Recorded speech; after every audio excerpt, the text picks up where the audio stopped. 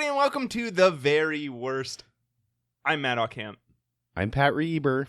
I'm Ashley Stillman. This is a podcast that is only about all of the Pokemon movies. This week we watched Zoroark.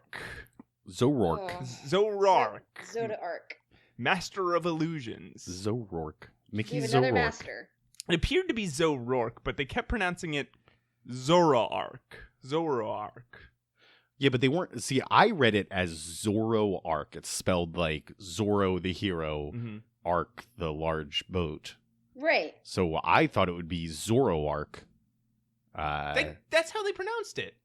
No, they just smushed it all together. Zoroark? Zoroark.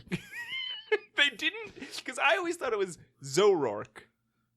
Zoroark. Mickey Zoroark. But they never pronounced it Zoroark. It was like Zoroark. I wasn't sure if that got picked up earlier, so I had to say it again. This, guys, did you know this is the last Dawn movie, and it's the last Brock movie. What? Damn. Yeah, they both really... Wait, I think Brock's somebody's gone? motorcycle shot somebody outside. You guys got motorcycles. That's a cool neighborhood. Yeah, it's real cool. A motorcycle drives past my house sometimes. Motorcycles are really cool, right? All the cool guys have those. Okay, so you were saying about Dawn and Brock. Oh, right. They really fizzled out then. Yeah, they did, They right? really had non-essential and kind of boring roles in this movie. Yeah. You know why I think the roles were boring, though? What's that? Why is Because that? everything in this movie was incredibly boring. This is a terrible, awful, really, really boring movie. It had a cool... I thought it had a cool ending. I thought... did you guys Did ever it? watch The Cape? No. No. Pat. The No. Cape. I watched The Cape in its entirety, all one season. What is that? And it is... Oh... What's the cape? The Cape is a show about a man who chooses to become a superhero because he, after being framed for murder and kicked off a police force, joins a traveling circus who teach him enough stage tricks that he, combined with his police knowledge, can use that to be like a vigilante crime fighter and absolve himself of the murder of his wife. What? So... Like The Fugitive mixed with Batman, mixed with Monk. Monk. Yeah, actually. That's a good distillation of what that show was. Cool. But this movie is exactly like that show in that It's the exact same plot. just like you start watching it because it's laughably bad and you know that going into it, but very quickly you get to that point where you're like, okay, this isn't even laughably bad anymore. This is just boring to watch and I'm not enjoying any of this. But you stick it out, you get to the end, and by the end you're engaged and the ending doesn't let you down. That's where I'm at with this movie. Really? I went up and down this whole movie. How about you, Ash? You were going to say. I didn't like any of it. I think it was ranked from top to bottom. I did not enjoy it. Really, you don't even like the Ocean's 11 end that they pull? We'll get there. Wait, when it ended like every other movie ended, with Ash crying over a dead Pokemon. And Ash running to say goodbye to a boat that he already said goodbye Yeah. to.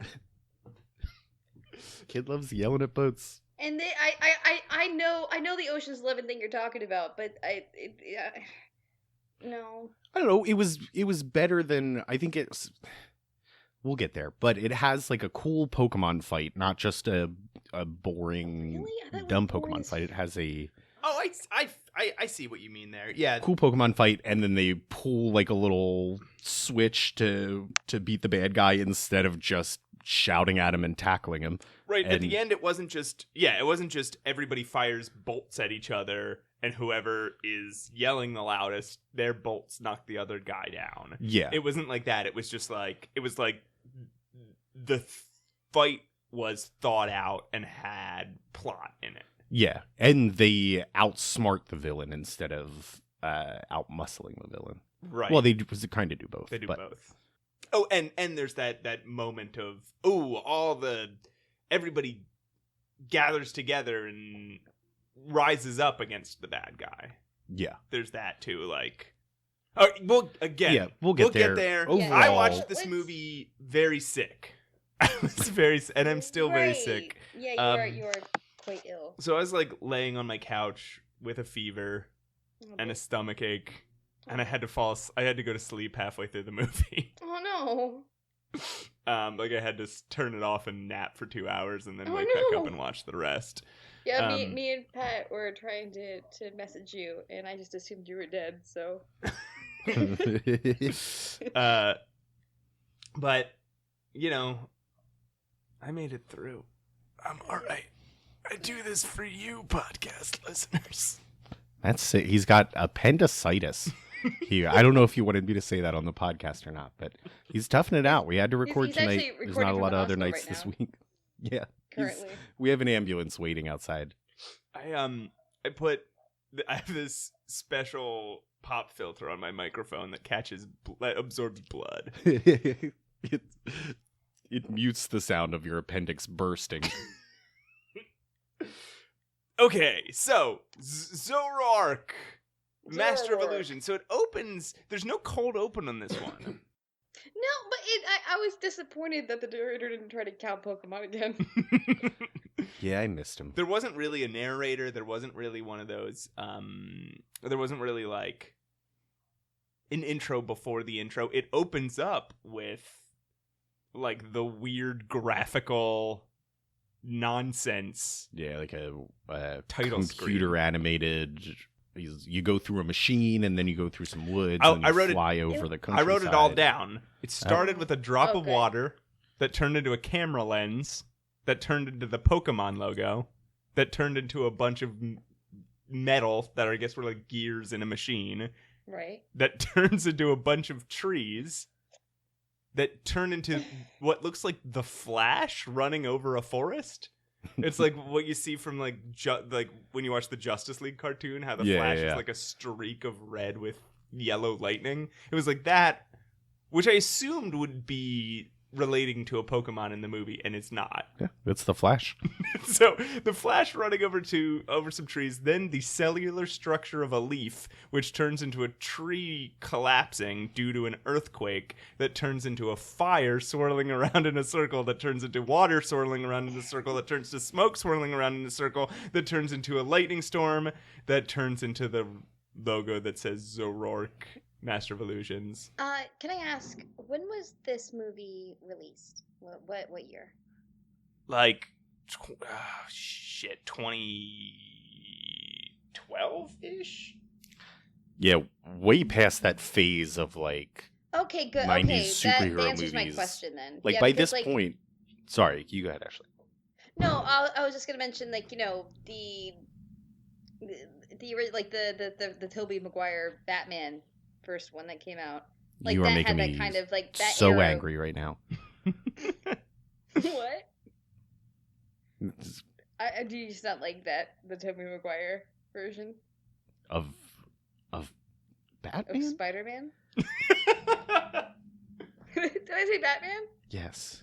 Oh, I don't want to look. This isn't like a I meant nerd Spider-Man. gatekeeping thing. This is specifically when you said Tobey Maguire's Batman. I got so angry. Can you imagine? I want to see that movie. Oh, good. So when Tobey Maguire played Spider-Man, that one, 2000. When was that? 2001? That's like 2001, 2002. Yeah. So like you said, it's way past that phase because they did this kind of trick through a lot of movies for a while. Yeah, Pat talked about that on an earlier episode, and you're right. It is. Yeah, this is like 8 years past the time when this was popular. Yeah. So I was gonna be like, that justifies it, but it doesn't. All right, well, cool. Yeah, also They it's sort of the graphical intensity of a Windows screensaver too. It's not well animated. No. They should start opening these up like a Wes Anderson movie.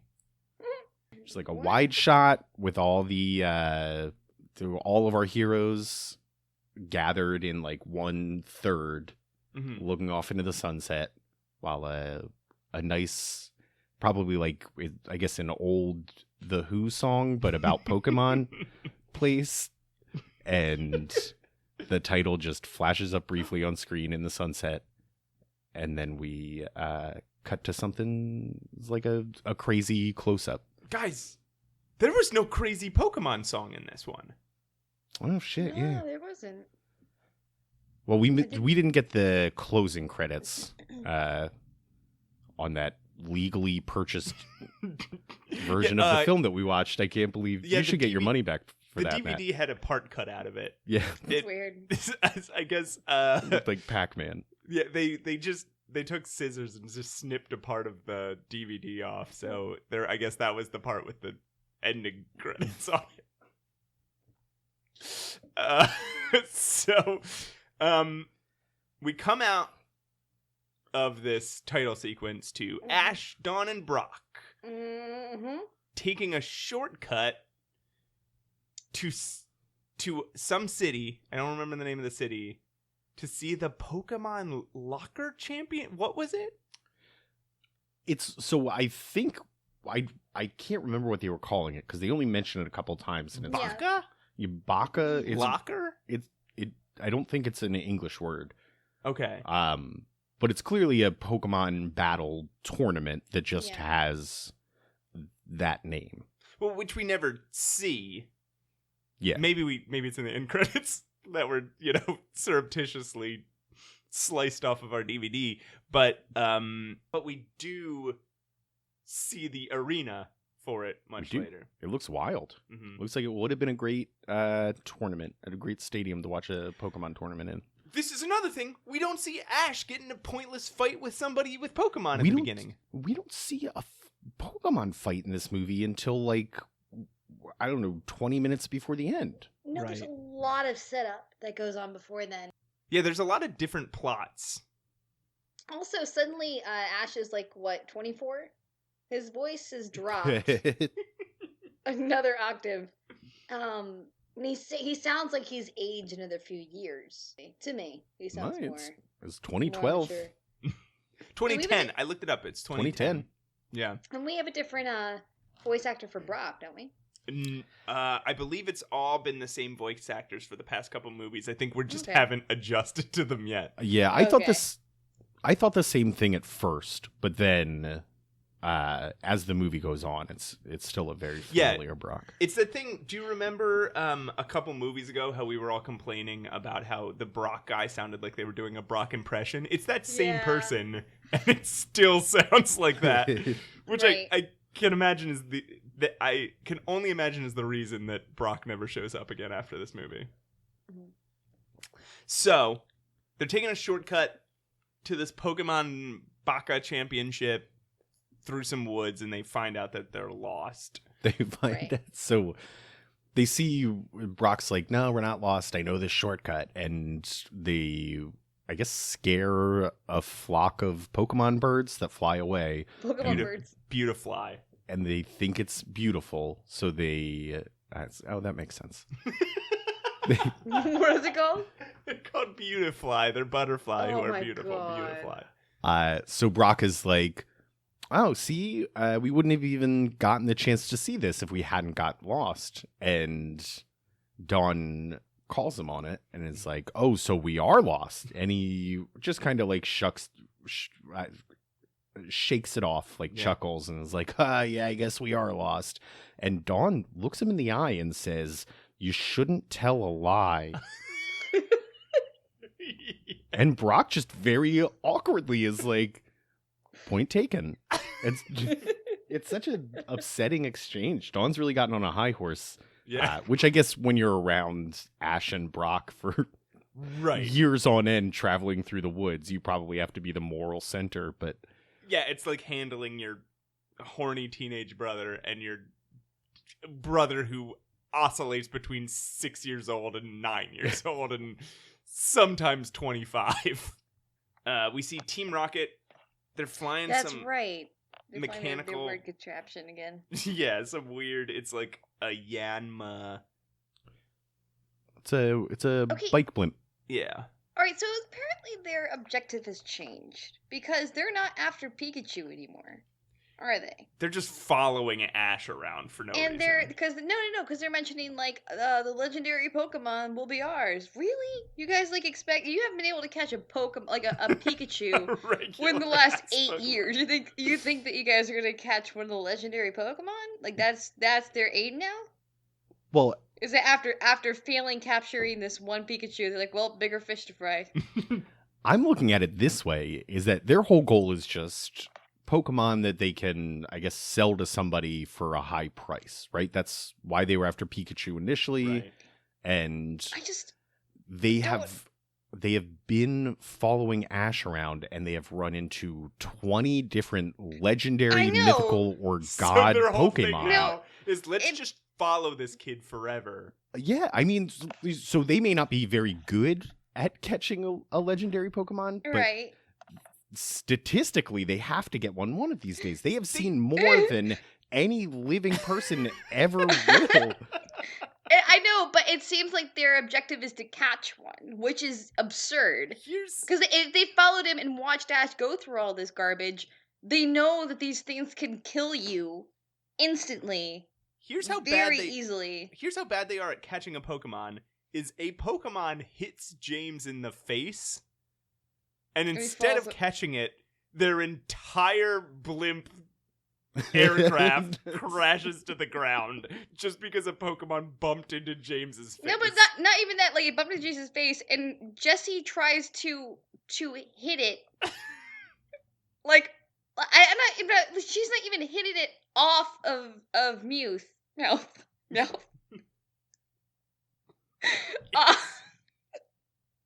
off of Meowth. She hits it on its head while being on Meowth, and then they all fall off. Like, then they fall to their deaths, like always. It's okay. Look, in execution, it's not working. That's clear. I don't think anyone's questioning that. I'm saying, on paper, this seemes like a good idea. We Follow found a Ash kid around. that once a week runs into a thing that no one has ever seen before. True. I follow that logic. I just don't understand because it seems less like they're trying to follow and more like, oh, if we follow Ash, we can catch one. We can It's catch like, one. You We've got guys this. can't even ride a bike. Right. Take That's pictures of them. that's not attached to the ground. Can you imagine how rich Jesse and James would be if they'd just been taking pictures Oh my this God. entire time? Yeah, that's Yeah, very and sell it true. to one of those journalists that we meet If they soon. wrote a fucking memoir, God damn. or put the same effort you make into following a kid forever and making like flying contraptions into catching like Caterpie, right? And you could probably farm hundreds of Caterpie a week and sell those. that is Yeah, but also that's also true. It's like they're doing this they're doing all this grunt work, and they're like genius engineers who manage to construct their own contraptions every week, and they're just bypassing this certain intelligence that they have to follow this kid around. So the skiploom that hit James in the face floats down to the ground, turns into a giggling black fox, like a fox that giggles a lot, Right. Yeah. and it Right. jumps on and it floats down to where there's like a bunch of Vigoroth, like monkey guys. Vigoroth. All I was hearing them say was Figaro, which was really funny because they were going Figaro. So it picks a fight with a pack of Vigoroths, which are these like abominable snowman looking motherfuckers. And it's this tiny little squirrel fox thing, like this gothic fox. Right. Sounds cool as hell. This is not. Yeah. This looks more like a Beanie Baby. Wait, no. Okay, is this where the weird boar and the flame monkey come out?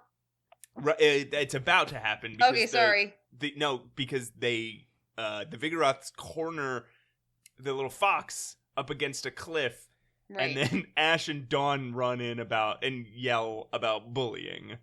Hey, don't gang up on that. Oh, that's Yeah. right. That's You can't- right. Bully people. This is No, he said it's not brave to gang up like that. He's yelling words. at animals. He's wagging his finger and lecturing them on bullying other Again, Pokemon. Forest animals he's doing this to. And Dawn is still up on her high horse. She stands right next to him and is doing the same thing. You shouldn't bully. Right. So This is where Dawn lets out her Flamonkey. Yes. Ash has the Flame flame monkey. monkey, which is Infernape, Oh, and Ash is Dawn the has flame- the Mamoswine. Yeah, the mammal swine? Mamoswine and Infernape. Mammo-swine?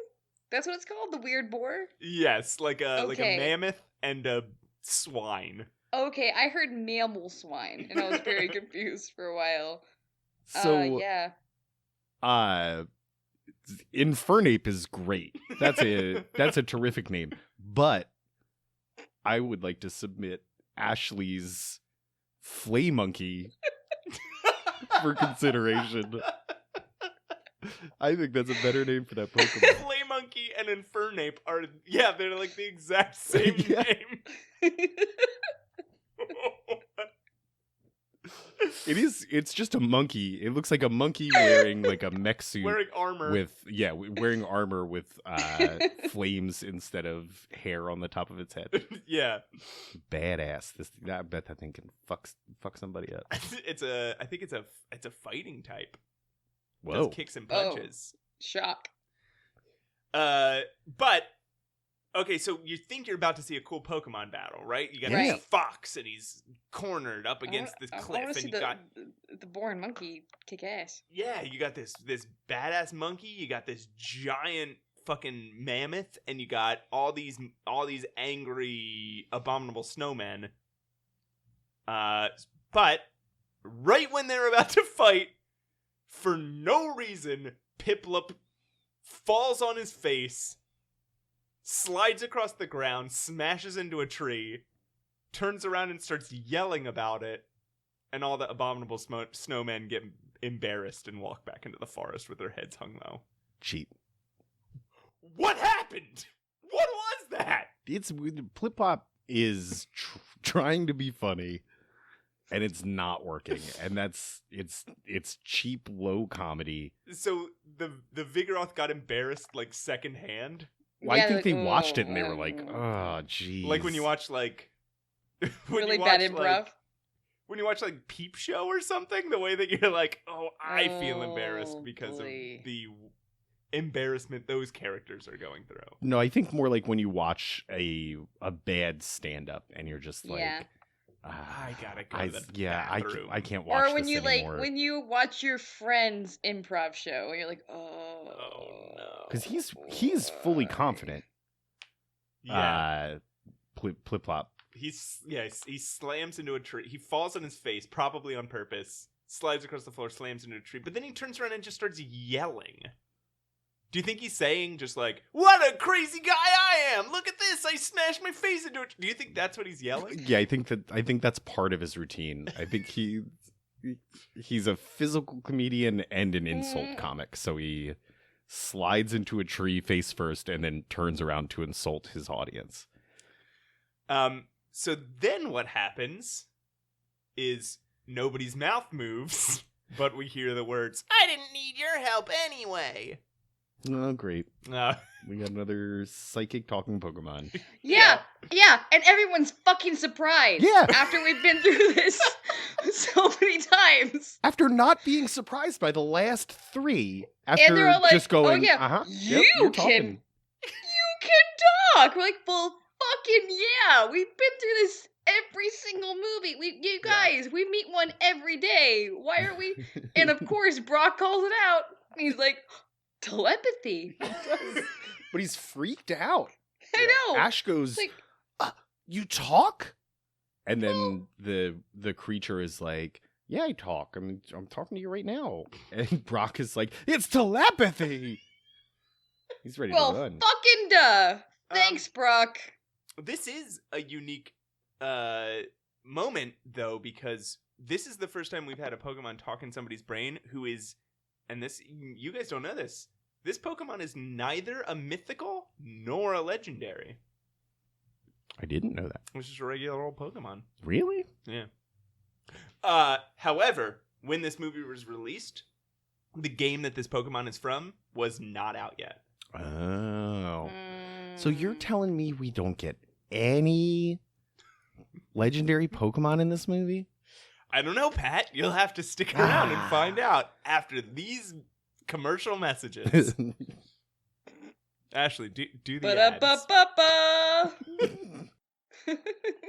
What if somebody bought advertising space on this podcast? Oh man, they would. You guys need a computer? There are lots of good ones, but the best one is Apple. So do that.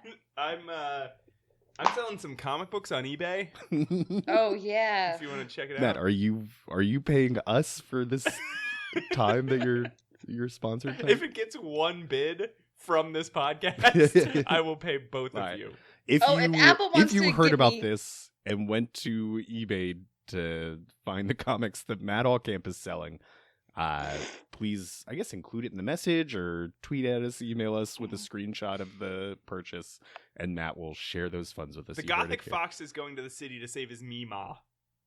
His Meemaw? Yes. Is it his grandmother? I think it's his mom, but It's he his calls mom? it his Meemaw, which He is nobody Meemaw. calls their mother.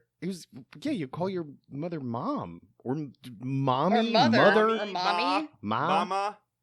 Meemaw is your grandma. Meemaw? Meemaw is your southern grandma. That's what a Meemaw is. Yeah, Mima is like your weird friend in third grade's grandmother. Yeah, she's Peepaw's wife. Yes, Yeah. exactly. Meemaw is like the hip grandma though. I'm know? your Meemaw. Yeah. Meemaw's kind of like she's kind of hip and a little younger, wears some eccentric clothing. Wait, not as hip as Gran though. No, Gran's pretty hip. Gran is the hippest grandmother. Meemaw is the second hippest. Yeah. Least hip is probably either grandmom or mumum.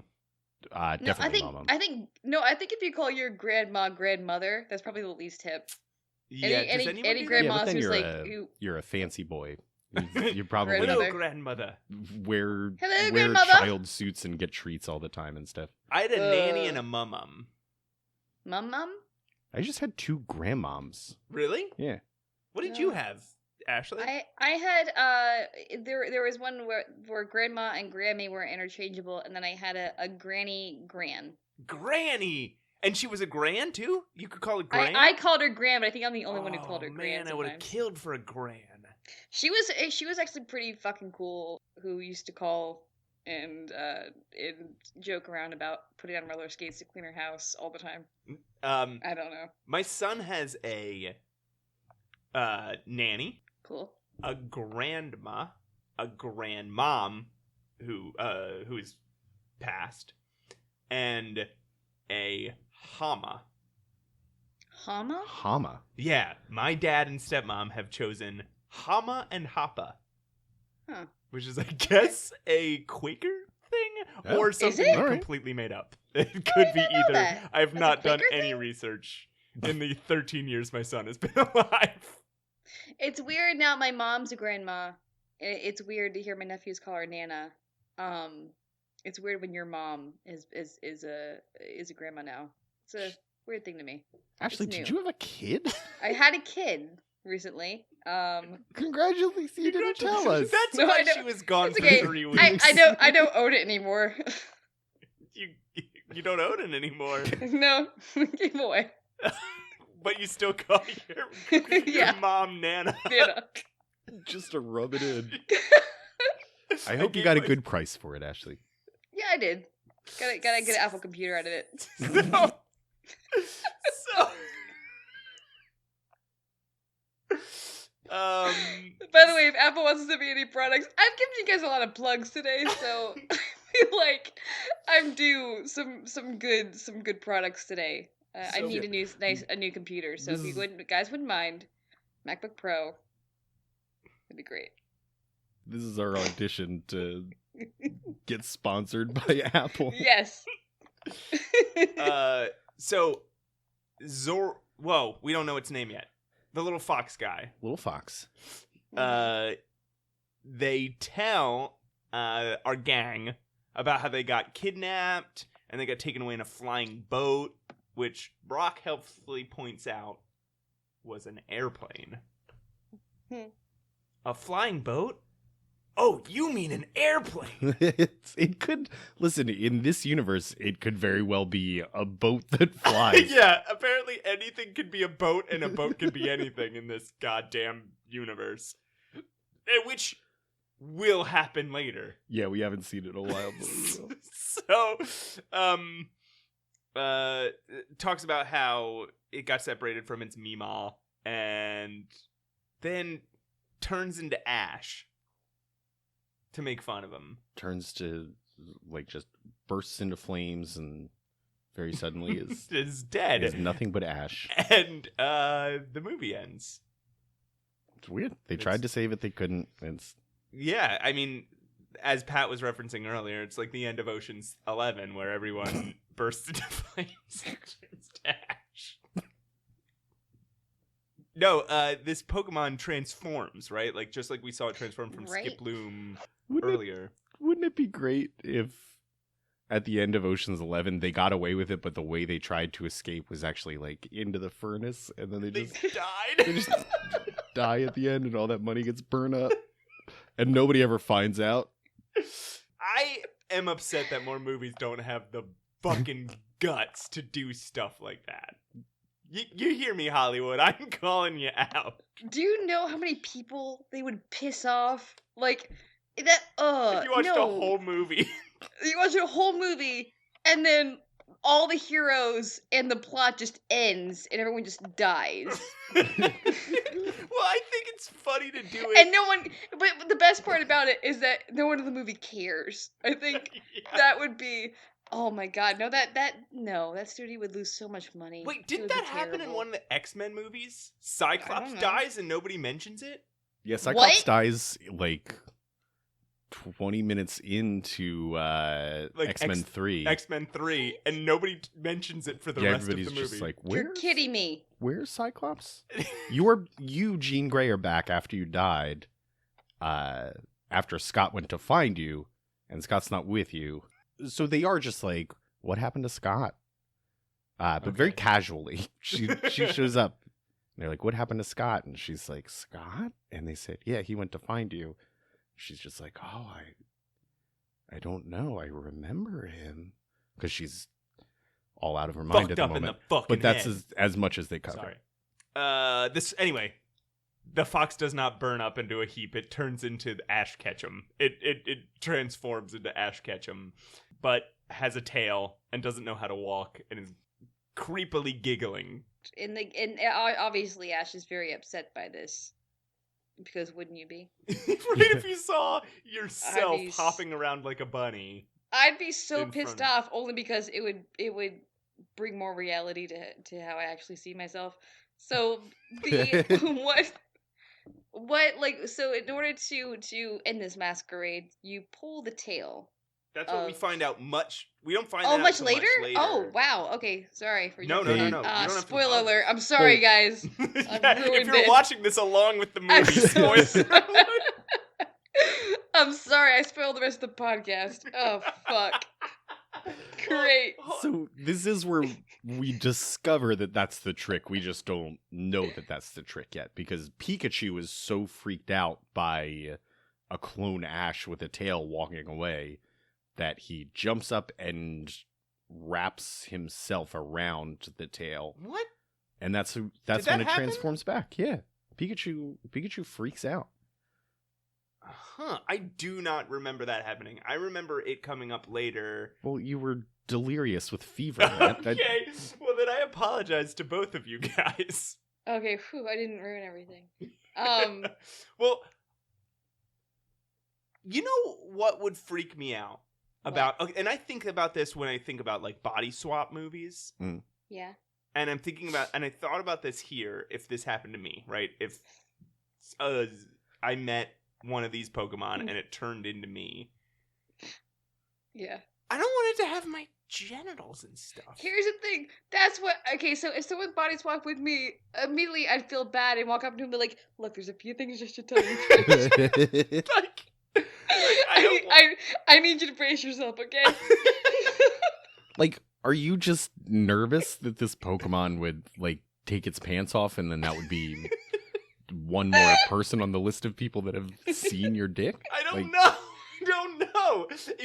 Wait. So, if by that logic, do you have a certain limit of people that you want to ever see your dick? Yeah, once I hit that number, it has then to, I like, never get to show it to anybody exactly. ever again. If it's over 30, we're done. I can't do it anymore. Oh, it's over 30. Oh, Boy, it's over 30. all right, boy. Matt. I don't... You know what? I don't know what makes me so uncomfortable about it. Because if my genitals had happened to be exposed... So, okay. If it was like, all right. If this was a body swap movie, I ran into somebody on the street and God swapped our brains and our bodies like in Freaky Friday or some shit. Yep, that was God in that movie.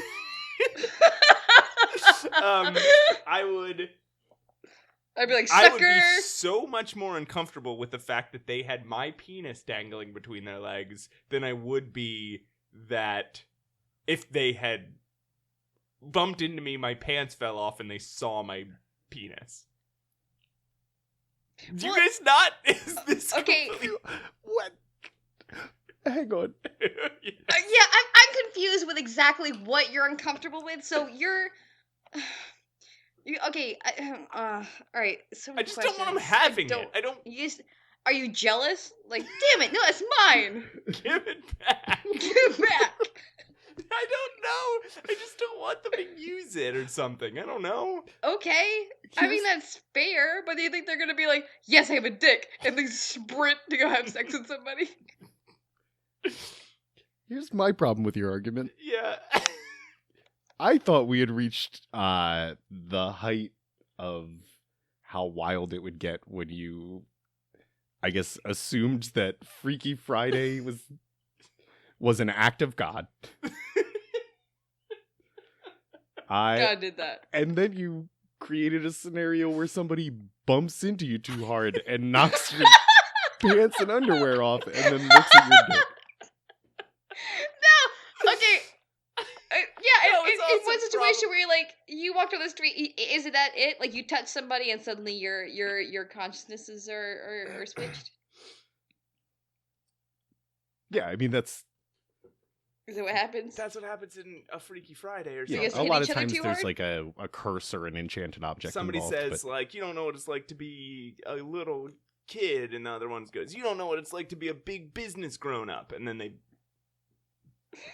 they walk into each other in a doorway, and they're switched. I'm sorry, no, I just set the scenario in my head where you guys switch, and suddenly Matt and either body scream, just don't touch it! Give it back! Give it to me. I imagine if my pants fell off, that would also be God. What? I guess in both scenarios. That's what it would take for you to believe in God. Yeah, if I bumped into somebody and my pants fell to the ground, I would be like, God exists, I guess. That's okay. I mean, okay. Back to this damn. He turns into Ash. I guess he's got Ash's dick and everything. But then Pikachu, I guess, squeezes its tail, and then he turns back into a little fox, and then it turns into Pikachu. And it's like, I like this form much better, and everyone's happy with it. Yeah, and that makes sense. I would much rather be Pikachu than Ash. truth. Am I right? Hey. So then we cut to some scientists or something. Just some villains. Yeah. You assume they're scientists because they usually are in these movies, but it's just some villains. And they're torturing another one of these little foxes. Or what appears to be another one of these little foxes to make Zoroark mad. And Zoroark looks like if what did I forget what I said during that. Oh, it looks like if a werewolf joined a hair metal band. Okay. And it goes, rah! Well, okay. Does it do that? Or does it sound like it's constantly hawking up phlegm? A little of both. It's horrible. It is. I It's have a bad new sound. candidate for worst Pokemon noise, You and do it's this. You have one every week these it's days. phlegm hawking Zoroark. Just constantly. Yeah, it's like half hissing, half screaming like a bird. So they are making this Zoroark watch as they torture this little fox guy on a screen. And they use this to force it to show its illusions to the people of the city. Sounds vaguely villainous, but Yeah. What a wild thing to ask an animal to do. We find out that this guy's name is Mr. Kodai when the craziest hair man shows up on a computer screen. Oh yeah, this guy. So I wish we could include him in our fan fiction, but he is beyond moral reproach. Yes. I think he's We're talking he's about- a bad person. We're talking about Goon. Yeah, is that his name? His name is Goon. Oh, he's got a good name too. I This is- know his name is Goon, and his hairstyle is shaved bald all the way around except for a Yes. circle on top of his head with I'm so of glad black Pat- hair, and on top of in the middle of that circle is like a rooster's thing. What is a rooster? Ew, Matt. What does a rooster have? Oh damn! It's called a The flappy thing on top of its head. Yeah. But it's You like know. made out of black hair. Yeah, it looks like he's got I don't know, just two black cylinders sticking out of the top of his head, but it's his hair. When he's against a black background, which he is in this first scene, it just looks like his head has a little scoop taken Yeah, out it of looks it. like Ray Liotta and Hannibal. So I'm glad that Pat mentioned our fanfic pick that we're going to make, because I need this guy a part of it. This guy, he needs to be included with mullet guy. He could be the What? villain.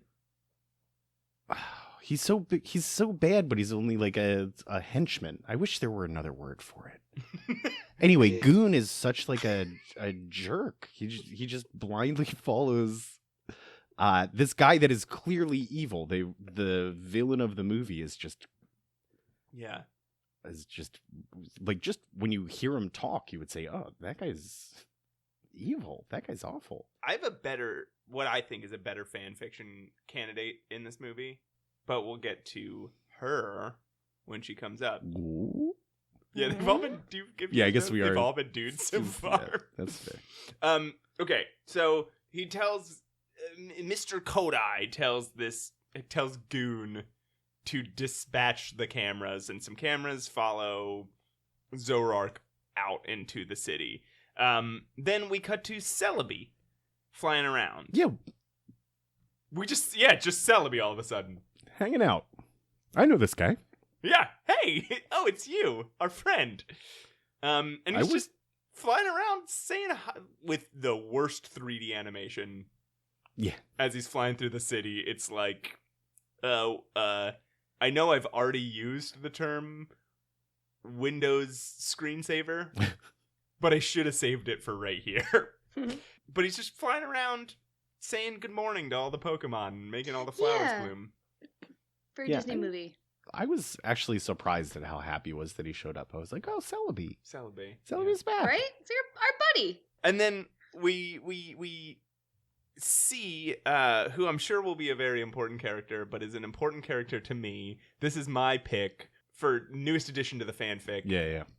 It's this Sailor Moon looking girl. Yeah. She runs up, she's got like Sailor Moon hair and this like Sailor Moon dress with like magnemite accoutrement all over her. She's got like a Pokeball and like lightning bolts on her chest, and she's got like magnemite magnets holding back her hair into like crazy pink pigtails, and she's super excited about the Pokemon Championship coming up or whatever.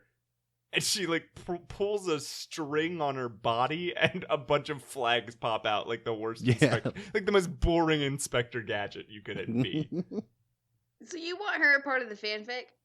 Yeah, we don't even know her name.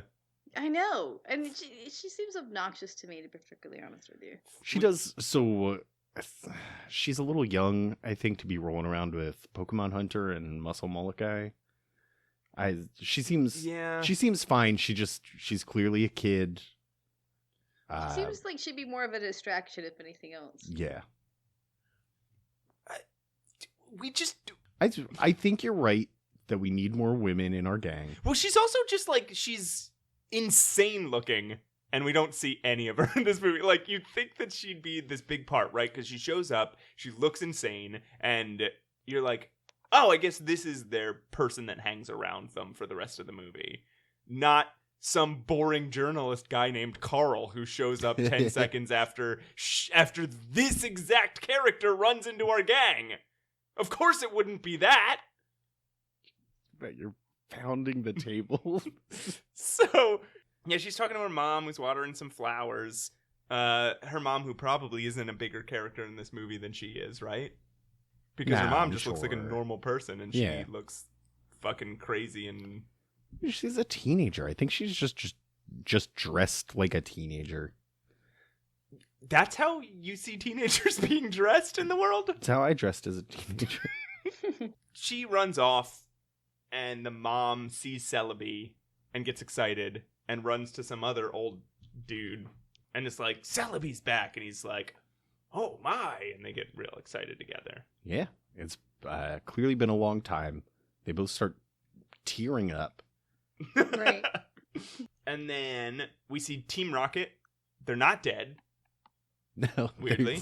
They're funny in this scene. They're upset that the sun woke them up after they had been laying unconscious on a tree branch. And the church bells.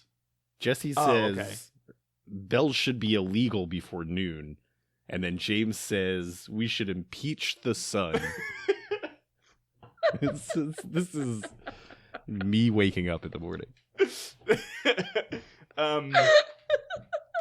We should impeach the sun is going to be my first tattoo. I gotta say, if it's 2010 and they're making impeachment jokes, it might be because they were a little too into the Tea Party. Was the Tea Party? Show us your birth certificate. Yeah, that's. So they have a perfect view of the church for when Zoroark jumps off of it and starts smashing stuff. Upon the dude gives him orders, and he's like, turn into the legendary Pokemon Suicune. And so he does, and he starts running around a Suicune, makes a big wave of water that appears to be smashing stuff. But conveniently, everybody who would be impacted by the water gets out of the way just in time. Then he turns into and fucking guys. It cuts back to this dude giving the orders. This guy, Mr. Kodai or whatever. Mr. Coolbag. And dude is like J-O-ing over this. He's like watching this all on a video screen, and he's getting so excited. Yeah, there's a few moments in this movie where somebody makes a noise and a face that are unmistakable, and it's not because they thought it was a close call. It's I don't know. It's anime. They kind of sneak that stuff in. So then we come back to Zoroark. He turns into Entei, and then he's followed by a big wave of fire. Again, right before anyone would get burned by it, but probably not before they would feel the heat from it. They jump out of the way. Whew. Then he turns into that other one. We saw him in another movie. It's like a dog. Raikou. Well, they're all dog. Yeah.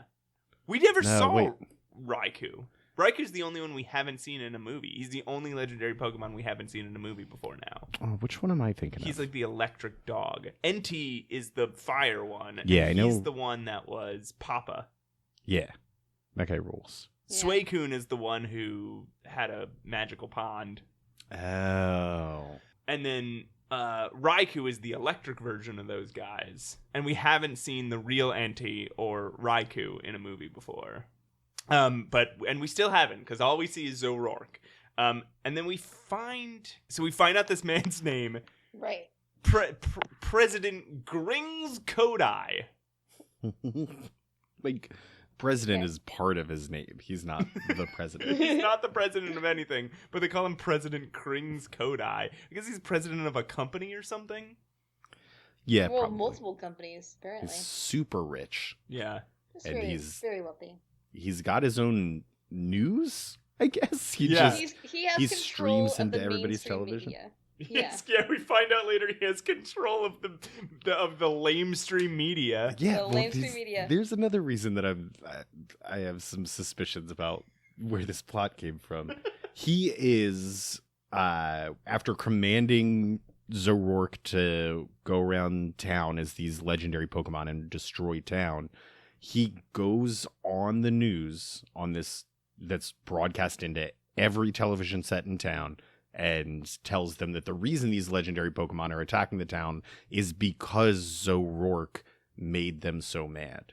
Right, he brought them here, but Zoroark set them Right. free and attacked them. Or has them under his psychic control or something. Yeah. Right.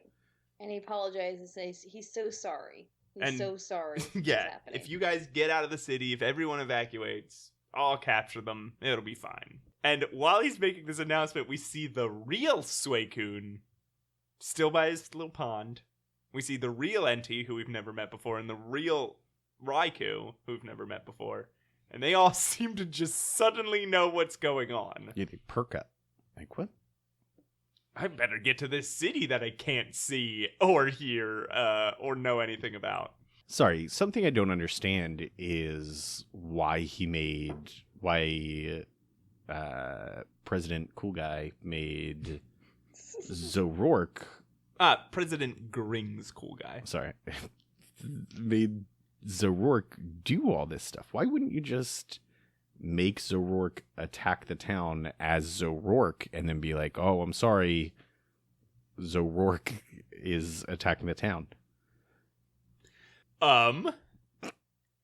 It's a good question. That's a very good question. Yeah, why did he do this? It's very elaborate. Perhaps too elaborate. Yeah, needlessly elaborate, I would say. Perhaps needlessly elaborate. I was about to say that this guy had a really good plan. I still think it's a solid plan, just had a little too much flair, I think. Because his plan is to have Zoroark terrorize the city, scare the hell out of everybody, do whatever evil thing he needs to do, then capture Zoroark, and then come off as the hero. His right? goal is to have this chunk of town evacuated so he can do his business Yeah. and then make it appear like he also took down Zoroark, even though he's already got control of Zoroark because he's pretending to torture O'Rourke's grandson. Yeah, O'Rourke. Yeah. You see, have I just dropped the Z at this point? And that's something we didn't mention before. When he was torturing O'Rourke's grandson, it was a fake. Oh yeah, it was an illusion. Because we already know that O'Rourke's grandson. Who's the master of illusion in this movie? Really? That's a good question. I Cool. think it's the Mr. President Cool Guy. Yeah, is it the master or the one who masters the master? Maybe it's He watches The Goon. Watchmen. Officer Jenny evacuates the town. Brock is upset, hits on her. Wishes. Oh, yeah, we saw Officer Jenny. But Dawn just pushes him out of the way. Just completely ignores it. Yeah, I think she was too far away to hear it too. I'm Everyone's also just really used to it. Yeah. At this point, they're just like, whatever. Bored by it. How did this guy? I have been transferred to 18 different towns. And this man shows up in every single one of them. He's just passing through. I do. If this is the last movie with Brock in it, I am upset we don't get to see a poisoning. Yeah, well, he kept it under control. Maybe the message here is that before departing, Brock kind of learned a lesson. You know, I'll say this. As much as I hate Brock and his horniness and his complete disregard for boundaries. And what else? What else do you hate about him? His hair. His hair is stupid. Yeah. I hate how he has a list of women in a book that he's never really met that apparently are the most beautiful women in the world. I hate that he proposes marriage and or to be a boyfriend to people that he's just met. But I hate that he has to lie down and or have sex with women that he's just introduced himself to. But don't forget about when he lied to his Pokemon that he would catch up to them even though he's on the other side of some metal bars that he knew he couldn't break through. Yes. Ashley, I think your last point is unfair. Everybody has to lie down and or have sex with women. Everyone? Yeah, you have to do at least one of those two things at some point. Lie down and or have sex with women? Is this true? You don't have to, Matt. Yeah, how do you sleep? Am I mishearing something? You do one or the other. You either have to lie down at some point or have sex with women. So it's like you have to lie down or have sex with women. I'm sick. Is it between the two? Do I have to choose, or is it like you could do both? I guess. Yeah, you have to do one or the other or both at some point in your life. Fuck! I can't decide. I have done both. Brag. I've done one multiple times. Every night when I go to sleep, laying down. Hey! Whoa. Oh. Whoa. He is married. Wowzer. Oh, this is true. So what do you... So, there was a butt coming, Ashley.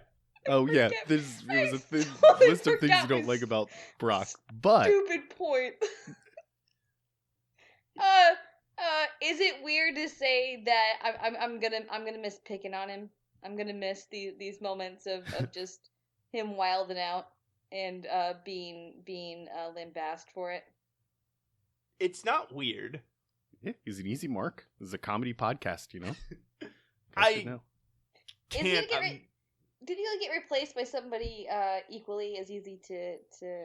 Yes, I can't imagine the next group of people who Ash starts traveling with will all be cool and free from criticism. Okay, good. As long as it's not fucking Stacy. That rat fuck. That piece of shit. If Tracy gets, I swear to God, I will. This is it. This is a lot. If Tracy's the next one, if he replaces Brock, I'm gone. It's over. I'm not doing it. I hate him so much. If he shows up again, nothing from that point forward is canon. We go back to the first movie. Correct. So, where were we? Everybody's upset about. I don't care. I don't know. This movie Ash is cries so the boring. end. Everybody's upset. The little fox. This is where it happens. Okay, the little fox says that ZO'Rourke is Meemaw, as if we didn't know that already. It turns into Dawn and some dude. Dawn really doesn't like it. Dawn Dawn doesn't like it. She's probably thinking about the whole genitals thing, like me. Probably, more than likely. Yeah, which is that what you want to sound like, Matt? So some boring. So okay, this is where they run into the girl who's dressed all cool. They talk to her for a half a second. They wander away. Oh yeah. And then they meet Carl the journalist, and he's the one who grabs Oh, no, Zorua is... Fuck, we don't know his name yet. It doesn't matter. Its name is Zorua. I do this every time we try to keep... I don't know why. Tough to bounce around. I always keep their name secret until it reveals it in the movie. But that's fucking why. Why do I do that? We're giving spoilers out left and right today. No, So. you revealed its name in the beginning. Zorua? I'm pretty sure. Anyway, Zorua's Brock at this point. And then Brock tries to cover up for it by saying it's his brother. Twin brother. And then the dude runs over and grabs his tail. And then it turns back to Zorua.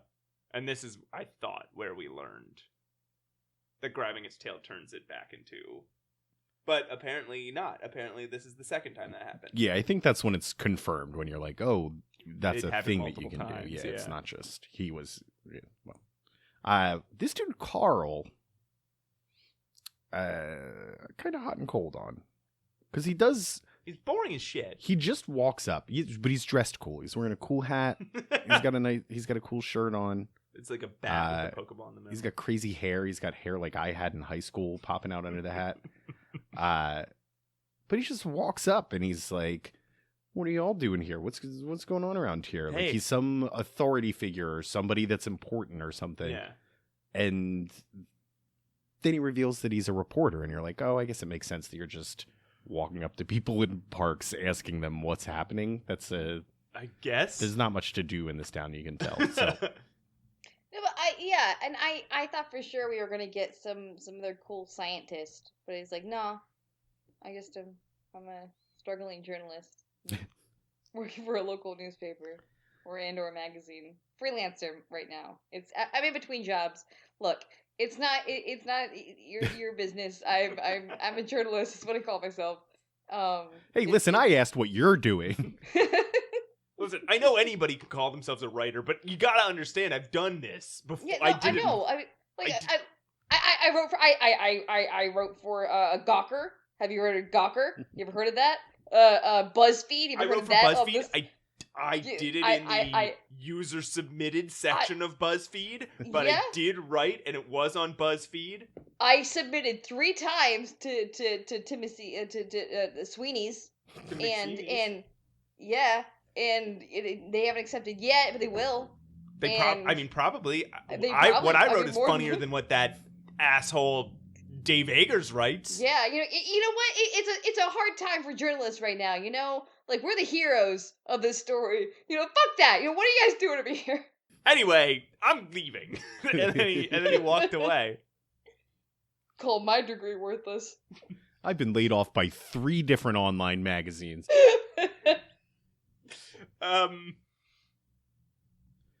So anyway, the Zoroa turns back into Zoroa instead of Brock, and Carl is like, "Whoa, I'm Carl. I'm Carl, the journalist. Yeah, want to go into an underground tunnel with me?" That's what he says, and then they do.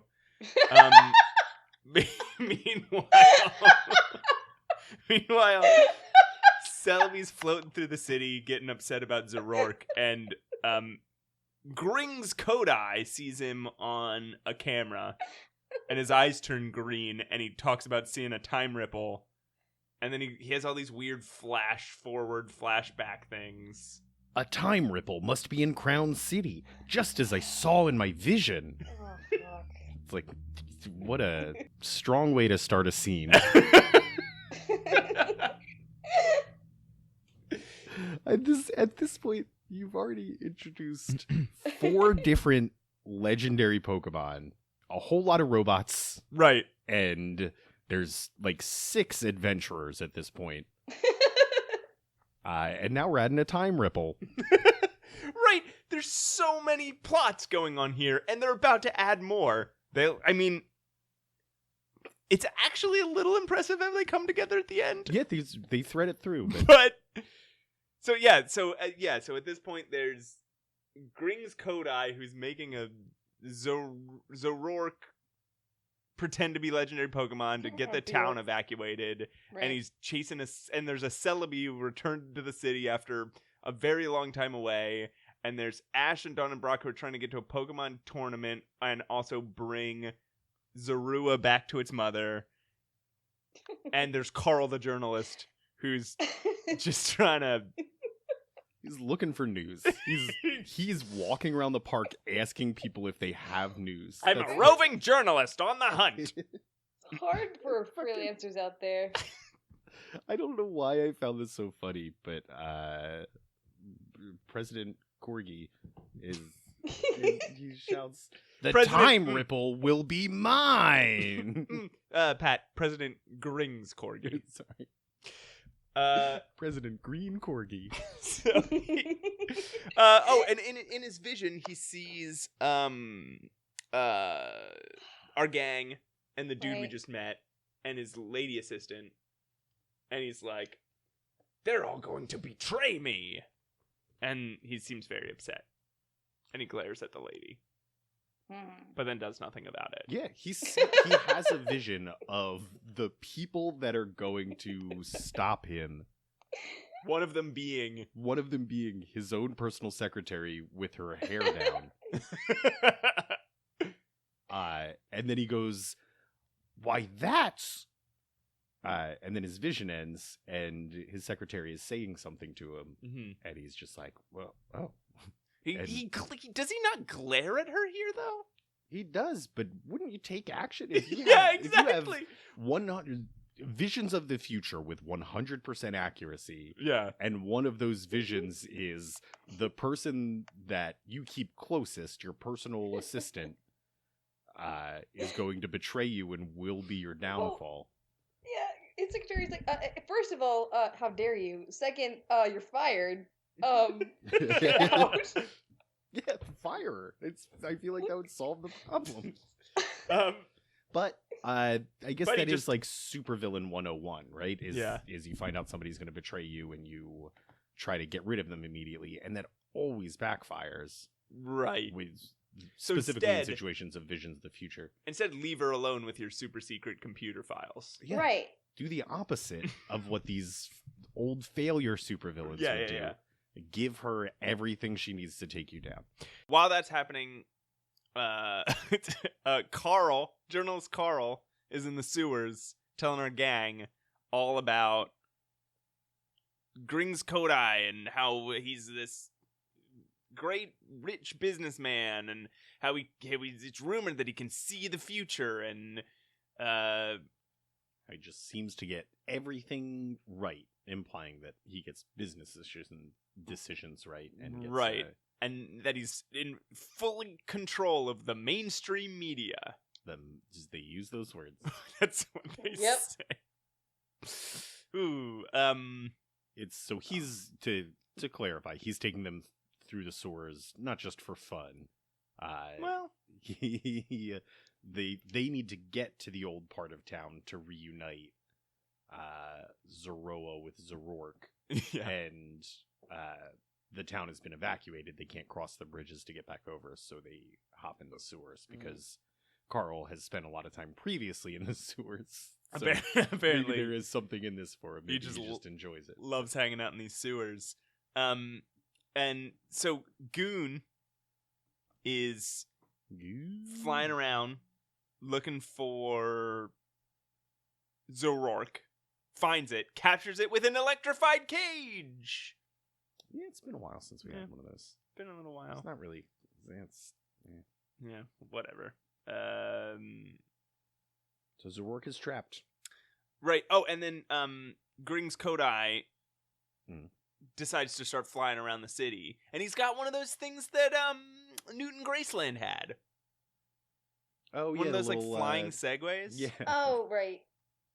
So he does that because he sees Ash running through town, right? I think he sees that in a minute. Okay. Sorry to jump ahead. Well, no, that's fine. Our gang surfaces in the old part of town. They come out of the sewer, and there's a really fun moment where Zoroa is like, "Oh, I can smell my Mima,"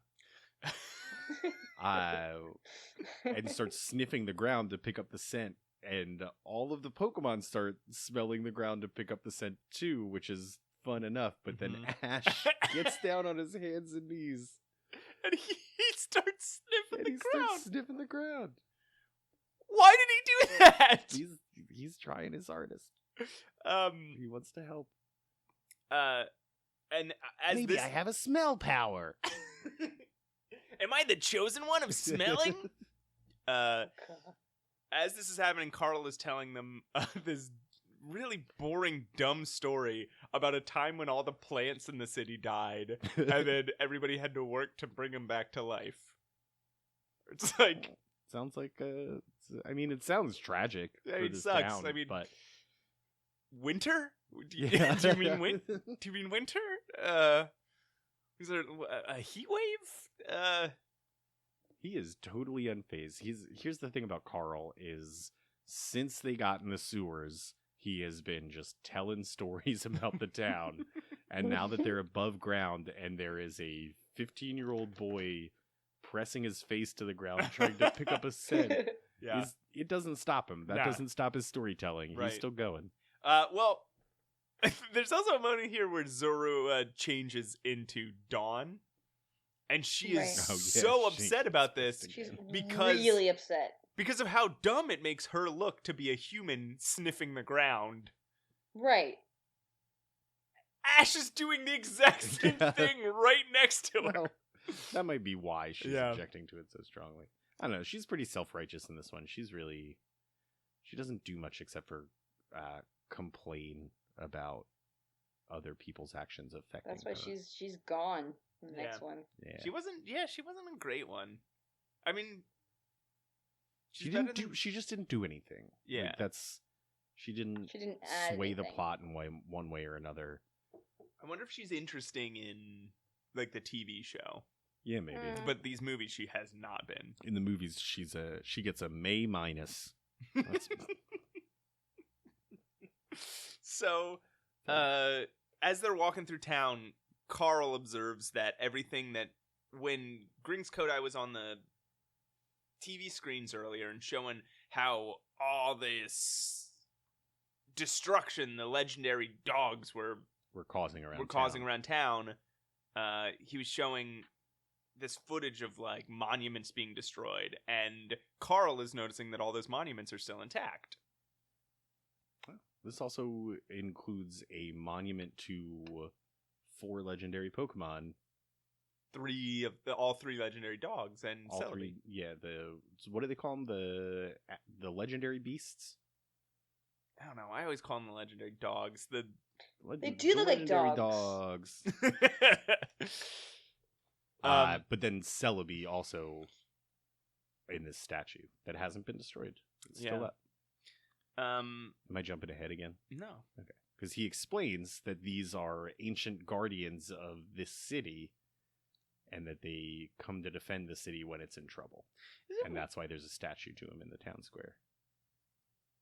Is it weird that sometimes when legendary Pokemon meet, they like save a city or build a universe or something? And other times when legendary Pokemon meet, their first instinct is to fight each other so bad it almost destroys Yeah. the world. Yeah. Well, Anyway. maybe we shouldn't just lump legendary Pokemon together. Maybe that's the lesson we're learning here. Is Legendary Pokemon are a everyone is unique. spectrum. We get a flashback here. I forget what causes it, but we get a flashback to Rowena, the secretary. the personal assistant of Mr. Green Cool Guy. We get a flashback to her becoming his secretary. Yeah. And he's having a flashback to her becoming his secretary, and then the future vision he had that day that he met her, which is completely unrelated to meeting her. It's like So he, in his head, he jumps back in time a year to think about the time that he jumped in the future. the time that he saw about an hour from when he's having the flashback. And he's obsessed with finding this time ripple. He just keeps talking about finding the time ripple. Time ripple is, I can't stop saying it. Time ripple, time ripple, time ripple. I fucking love it. And this is when he sees that Ash is in the city, which is weird because they've been walking around for a while. and he just now gets like an alert. He gets like an alert. Oh yeah, I think it's because he's running through the city. At this point, he's running for some reason. And this is a Pikachu. running alert. This is an Yeah. alert. Anytime anybody runs in the city, it pops up on his little flying Segway. And he's mad about it. He instantly recognizes him from the top of his hat. It's like, oh, this is the kid that's gonna crush me And he tells Goon from my vision. he tells Goon to go take care of him, which I think means shoot him with a gun. Yeah, somebody, please. So, Zorua's running around looking for Zoroark. Runs into a Tangrowth and a Mightyena who corner it and put it to sleep using sleep powder. Oh yeah.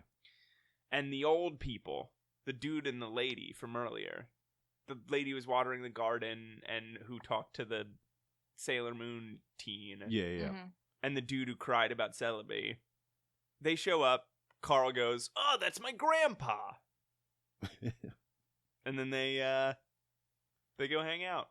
They go hang out and have tea. Yeah, they take a break. It's time for a break. And they There is, Yeah. I think this is the point where I wrote down 37 minutes and nothing of note has happened in this movie. But I wrote down here so much plot because we have somehow it's important that all the plants died once. Somehow it's important that all the plants died once. Somehow it's important that Celebi disappeared for a while and came back.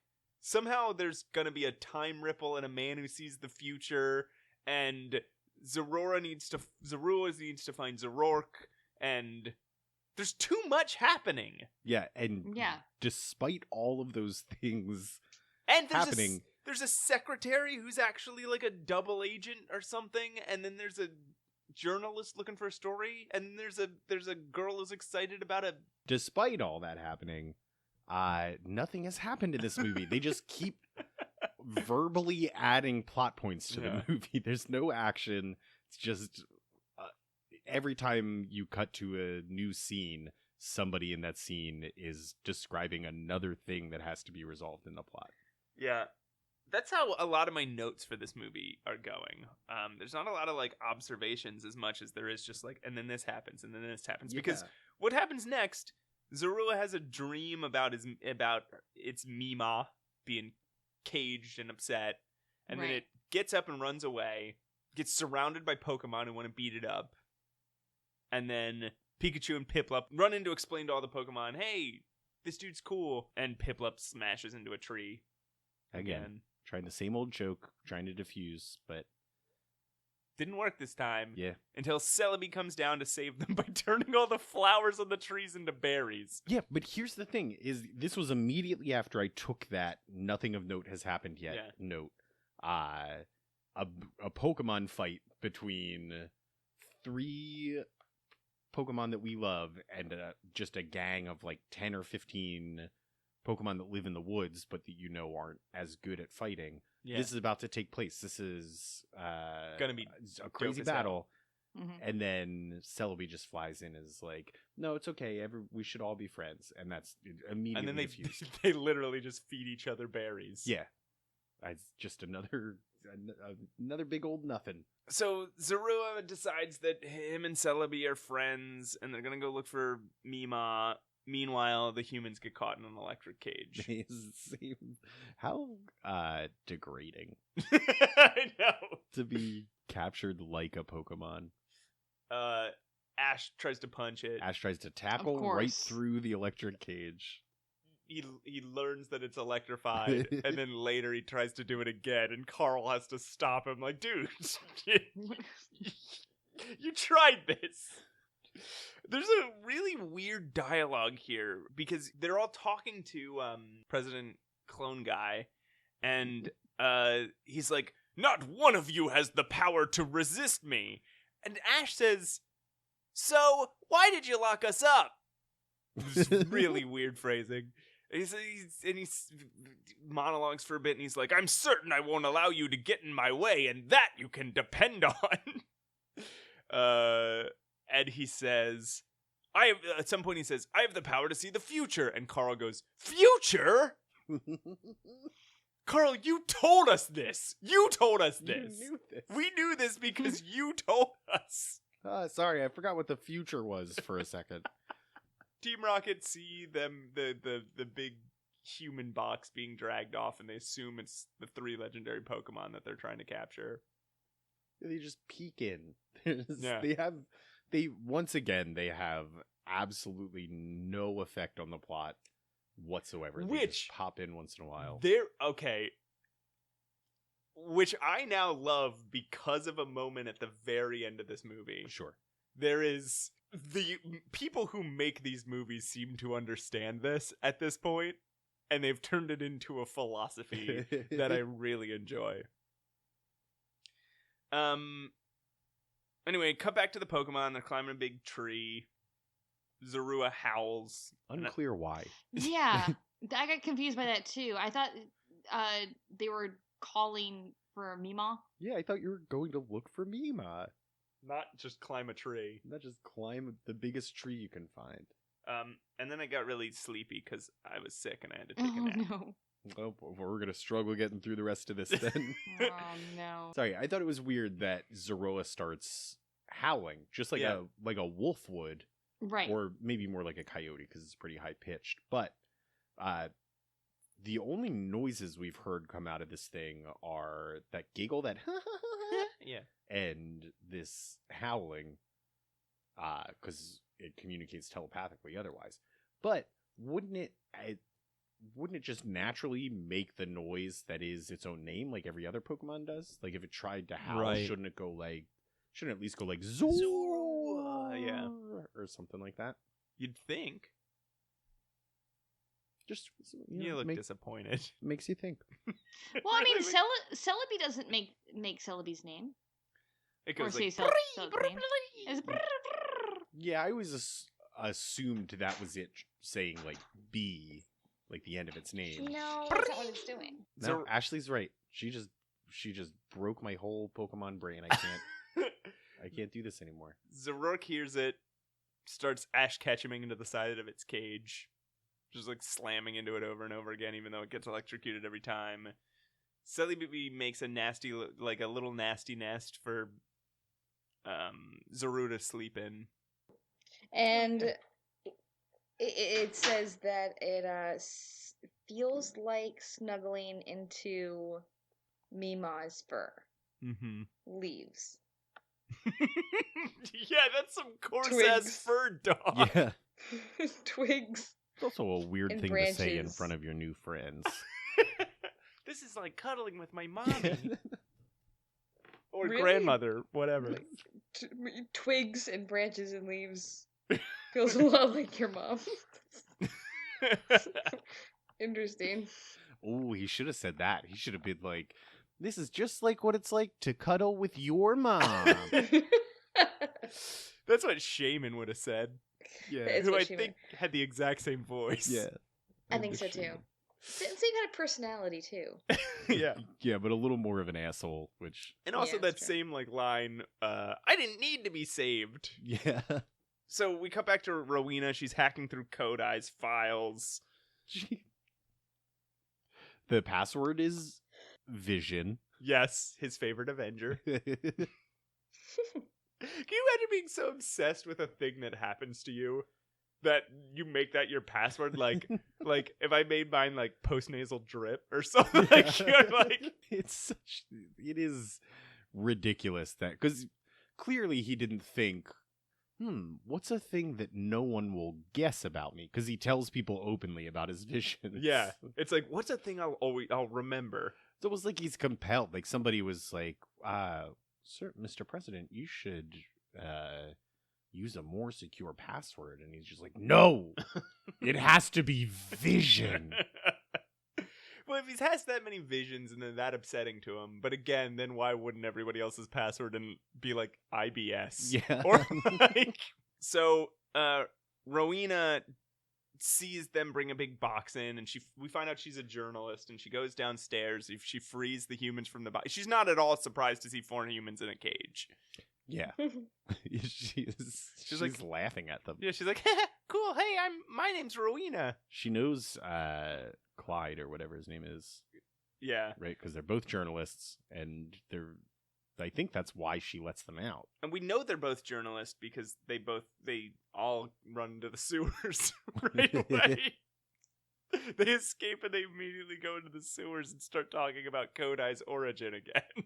Apparently, so she tells about how Kodai apparently did find a time ripple once before.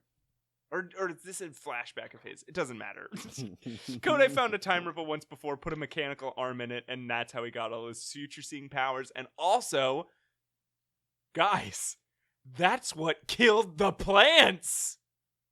Yeah. Yeah, isn't that a cool...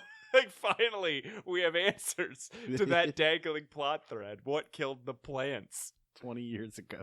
So that's the stakes of this movie from this point on. We have to stop him from getting in from interacting with the time ripple again, or else the plants might die. The leaves will fall off all the trees. And it'll take us a couple years to make it verdant again. And Celebi will have to find some other way to travel to the future.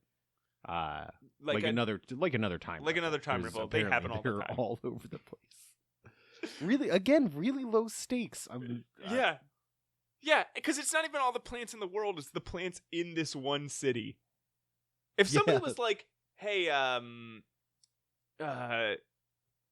hey, we're gonna put a train line in your city, so you don't have to like drive to a train station a couple towns away. You can just get on the train here.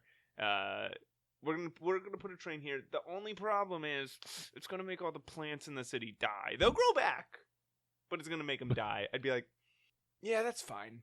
Yeah, I guess. Yeah, that's all right." Like, I'm not happy about it, but it's like, okay, sure. Yeah, I guess. I mean, as long as they're gonna come back. If they're gonna come back, then okay. Within a few years, then it's probably worth it. But yeah, that's the stakes of this movie. Fine, let's go for it. Let's fight this man. Fucking do it. Let's physically fight this man because he's gonna make the plants die. So Ash even yells. They're talking about, like, somebody says, like, the plants in the city will die, and Ash even goes, "We can't let that happen." Ash. Good, yeah. Come on, man. Do you need to be a hero that much? No. Pick your battles, dude. Literally. Yeah, aren't there probably 2 legendary Pokemon fighting and it's gonna like cause all volcanoes to erupt or something somewhere else? Like let's move on. It's bad. It's bad. Let's get our priorities straight right now, okay? Yeah. Kid.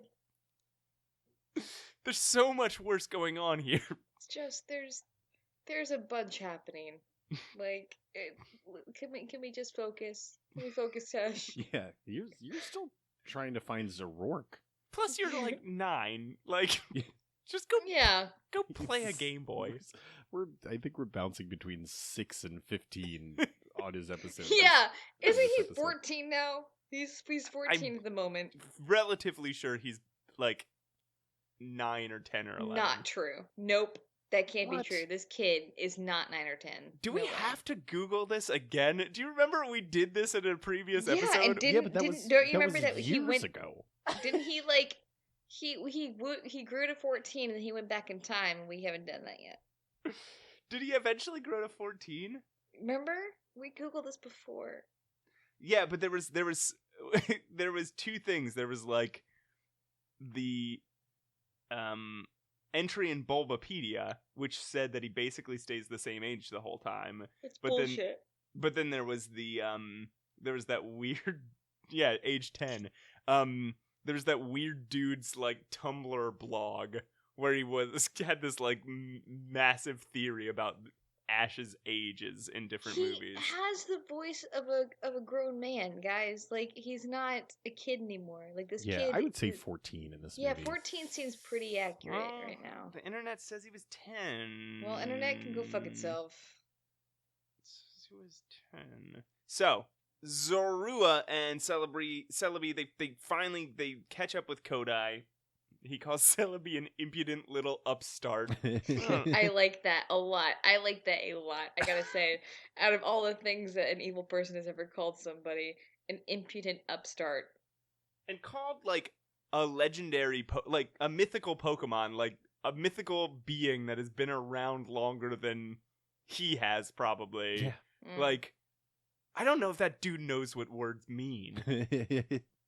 So Zorua does some illusions, and Kodai has a bracelet that makes him immune to illusions. Fine. Yeah, not gonna dig too deep into that one. Yeah. But, a bracelet that, I don't know, turns his eyes into a TV screen that can. There's like a special lens here, but it's lens free. It's just a bracelet. It inserts something into his blood, maybe. I have no idea, man.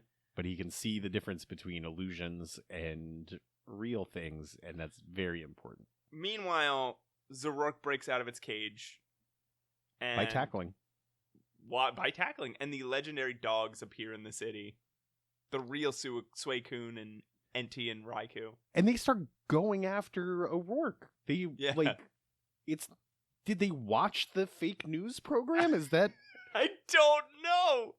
They're under the assumption that this Pokemon that we know has been framed for committing atrocities against the city. In their efforts to protect the city, are attacking him. They couldn't have seen the program. Yeah, we get the sense that they had some sort of, like, psychic connection to whatever was going on in the city. But the only reason they would think Zoroark was the problem is if they saw the newscast. Because we know that he's not. Or she's not. Mima. Here's the thing, I've said it 1,000 times, you cannot depend on legendary Pokemon to protect your city in a crisis. You need some sort of backup plan. They're not equipped for this. That's not their purpose. So as they appear, Kodai grabs Celebi with both of his hands and literally tries to squeeze a time ripple out of it. Yeah. It's like, give me the time ripple! And starts squeezing it. They animate like his hands adjusting so that he can squeeze tighter. I know. Zoroark is jumping around and his voice sounds like him hawking up phlegm. This is where I took note of it. Jumping around going like... I don't know. There's some fights going on. The dogs are trying to fight Zoroark, and Pikachu and Piplup are trying to fight the bad guys. Ash and the gang show up at the last minute to save everybody with all the Pokemon in the city. The ones that were feeding the berries earlier, and the ones that ganged up on Zorua and stuff. Yeah. They all show, the ones that Celebi said good morning to at the beginning of this movie. They all show up to save everybody. And there's a really funny moment here where they're confronting Kodai, and he looks at Rowena, and she gets really, like, awkward and uncomfortable, and she's like, oh, yeah, you don't have to worry about sending my last paycheck. Yeah. Zoroark's still fighting the dogs, and he's fighting the dogs by turning into the dogs, which is, like, the least effective way, like, that's the least likely thing to scare them away, right? If his whole thing is to scare people, well, yeah, like he's an illusion guy, that's the least likely to scare, because they're gonna go, I know you're not me, dude. Kodai runs away, the gang takes Celebi back to the old people, Brock, and it's passed out from being attacked and being squeezed too hard. Brock puts a bandage around its arm, and it's all better. Well, maybe that's where the majority of the problem. The problem is my that arm doesn't loose. have a bandage on it. Kodai had sent some flying robot pen to follow them, which is good for Kodai because the old grandpa man, says out loud exactly what Kodai is looking for and exactly where he can find it. Yeah. Oh, now that we're alone and there's no secret cameras around, I'll tell you, I found the location of the time ripple. And they decide to take a shortcut through the sewers to beat him to it. Yeah, they notice the robot. in the window because it makes a little noise. Pikachu zaps it. It falls to the ground. And then they spend a full minute explaining to us that they now know that the president knows their plan. So they have to try to stop him. Just in case you missed that bit of exposition. So, and as they're running through the sewer, Brock is like, I know a way to get there quicker. Trust me. And Ash says, I always trust you, Brock. Oh, God. Yeah, where did that come? Since when? Since trust when? Brock? That's not good instincts, man. It's so dumb. No, not Because even Brock the is like, instinct. I know a shortcut, and everybody's like, well, the last time you said you know a shortcut was at the beginning of this movie. We were lost. We got lost. And he's like, no, I'm being serious this time. No, I'm not no, for real this lying, time. even though I've lied to you about shortcuts in the past. And Ash is like, right, I can always trust you. And even all the past movies, has there ever been a moment where Brock has proven himself to be trustworthy in the slightest? There was that time where he was like, if you send me on this mission, I'm just going to go hit on women. And that's exactly and they said, what he well, did. we trust you to do that, Brock. Go do it. And he did. He did. Zoroark is still fighting the dogs, and he uses his illusion powers to make illusory black ice surround the dogs and hold them in place. Yeah. Here's the thing I don't understand. So conveniently earlier in the movie, when he was making a big wave of water and a big wave of fire shoot through the town, everybody jumped out of the way. Because otherwise, the water would have hit them, they wouldn't have drowned, and they would have been like, oh, guys, it's just an illusion. We're all right. Or the fire would hit them, they didn't feel any heat, and they'd be like, oh, guys, it's just an illusion. But somehow these 3 legendary Pokemon, when they see ice forming around them, believe that they can't move.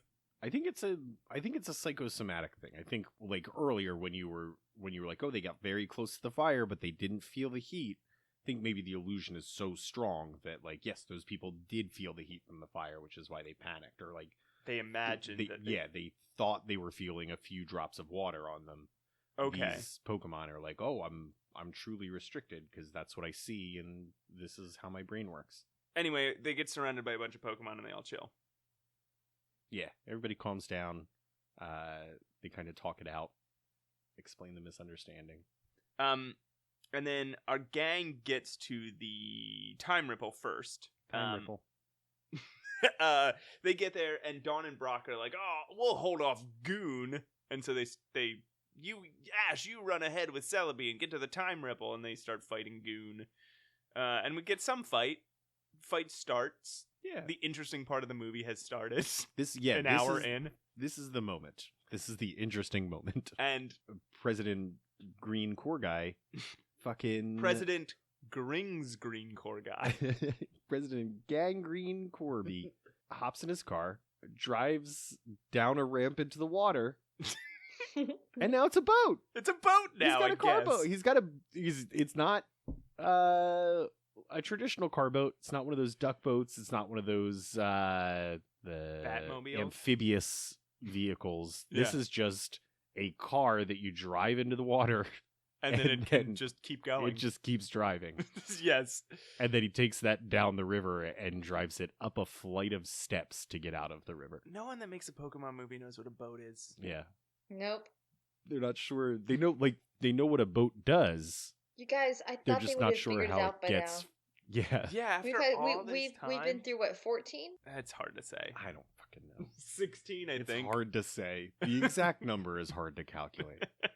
There More- you might as well try to count the grains of sand on your favorite beach. Hundreds? Thousands? This is where the Ocean's 11 thing happens. Ash is rushing Celebi to the Time Ripple to close it. And Zoroark shows up just in time to fight Goon. The president is chasing down Ash, who has Celebi in his arms, and somebody stops to distract them. Somebody distracts him. I forget how or who. Yeah, but then he Pokemon or sees something. Then he sees Celebi flying off with Piplup or Pikachu. No, it's Ash. Ash is running with Celebi, No, and then they get stopped the president gets stopped, and Ash is like, okay, now you got to go to the time ripple while we distract the president. And, but Celebi can't fly yet. And Ash is like, oh, I guess you still can't fly because of your injury. And just starts running with him. Yes. President Green Corgi catches up with them. No, Ash is still running with Celebi towards the time ripple. President Grings Corby is chasing a different Celebi. Wait, what? There are multiple Celebis? I'm so lost right now. Okay, so ultimately what happens is Zorua changes into Celebi. Oh. Pulls a switch him. Okay. Yeah. But that's not the one that Ash is carrying. That is the one that Ash is carrying. No. Ash is carrying a Celebi that is the real Celebi. No, the real Celebi's in his backpack. The real Celebi is in his backpack. He's carrying Zorua posing as Celebi, and they run through the woods until that Celebi like jumps out of his arms, starts running, and Ash runs in a different direction with the real Celebi in his backpack. I guess so what the we're president saying follows the old Celebi, the fake Celebi. Oh, but then Ash is running off with Celebi while the president starts chasing a fake Celebi. Yeah, real Celebi is in Ash's book bag. I guess what we're saying is this is very memorable. This is a very memorable scene. This is the only part of the movie that I enjoyed. And he's running with Bronzor. Because the Bronzor uses its telepathy telekinesis to flip his car over. Oh, yeah. To flip Kodai's car over. Could you do this the whole time and you just weren't? Somehow, even after falling for this fake Celebi trick and getting his car flipped over and not having a car, somehow Kodai still gets to the time ripple before Ash does and stops him. Somewhere in here, or Zorua bites the president on the wrist. Bites the president on the wrist. Yeah, he's like the last line of defense of the time ripple. Yeah. He runs up and bites President Green Corgi. right on the wrist. Zoroark shows up to stop him, and he's got Zorua in his hands, and he's like, "You come any closer, I'll kill this guy." And somebody says, "Kodai, stop! All the trees and flowers will die!" And he goes, "What do I care?" He's just super villain monologuing. Like, I don't care if everyone dies as long as I get my time ripple. And when I come out of this, everybody'll think that I am actually a hero because I stopped Zoroark, who is actually pretending to be the legendary dogs who weren't actually here. And like he tells like the whole everything he's done wrong in the last 20 years. And then he puts his mechanical arm in the time ripple. All the plants start to die. Just real quick, right before he does that, he is torturing Zoroark. Yeah. Zorua gets out of the grappling hook, but Zoroark tries to stop the president again, and a Pokemon attacks it, and then he attacks it with like an electric attack, and nobody's helping him. Nobody's stopping. Everybody's standing around watching. Yeah, they're just standing shocked. Everyone's like, well, I already did my part. Am I supposed to do two things today? Zoroark's just supposed to overcome this. Kodai wins. His sticks his hand in the time ripple. The leaves disappear. They all start rotting away. Nothing happens, which is the strangest thing. Like, okay, time starts reversing, and we're like, what? And this was all an illusion. This is all an illusion that Zoroark made in Kodai's brain. But the thing that baffles me is in the illusion, Kodai put his mechanical hand in the time ripple. It glowed pink for a second. It came back out, and then he started laughing maniacally. Like, nothing happened. He didn't get anything from it. You didn't. We already saw what happened the last time you touched a time ripple. And it was like, you immediately felt that power. This time, that didn't happen, but you felt like you succeeded? That's what I don't get about this. Anyway, it was an illusion. He's surprised.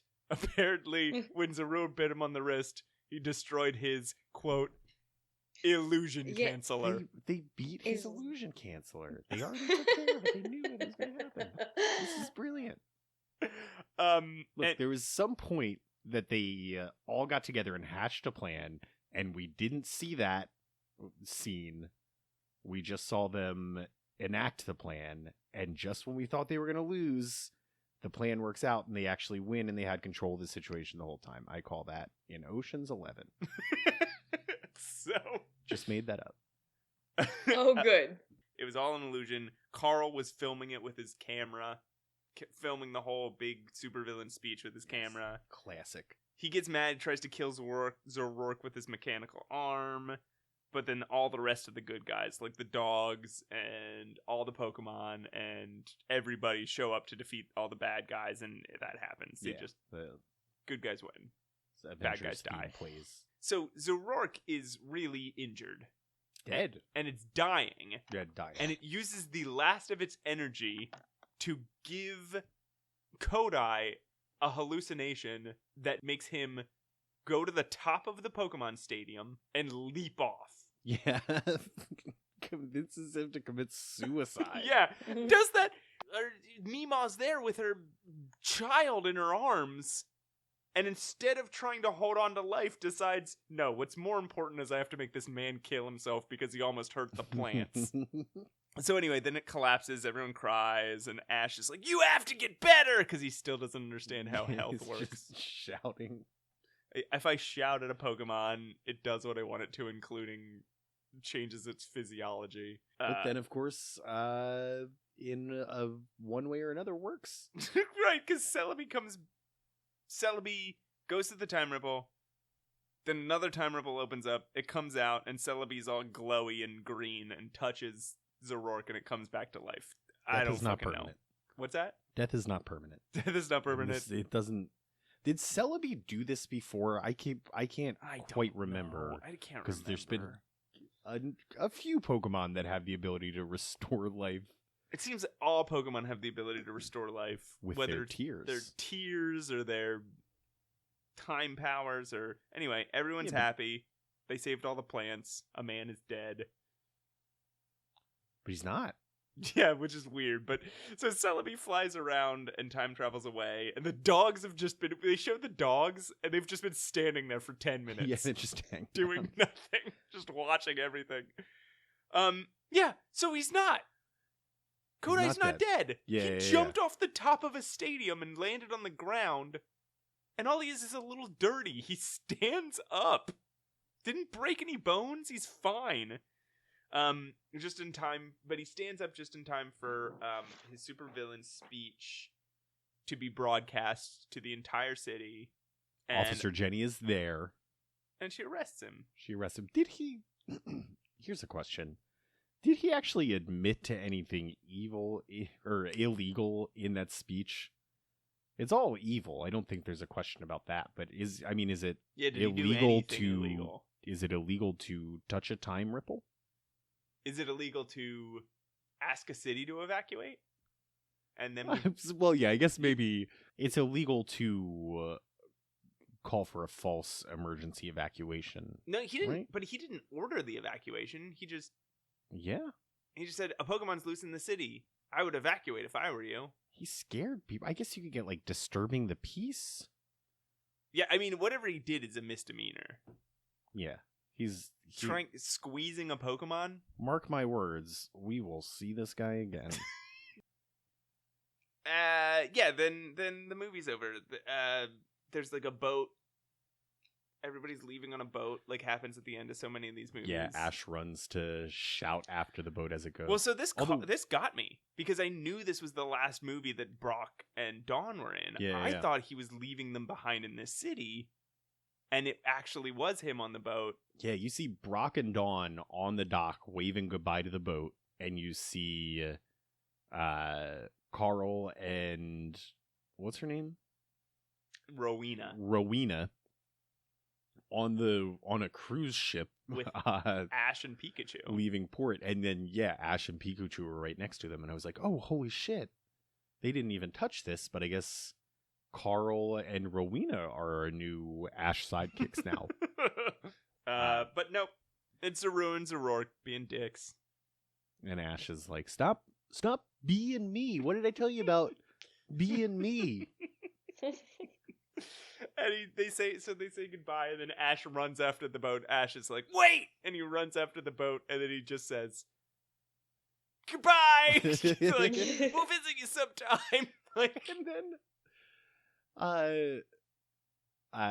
Zoroark and Zoroa both turn back from Ash and Pikachu into their normal forms, and Carl and Rowena are shocked.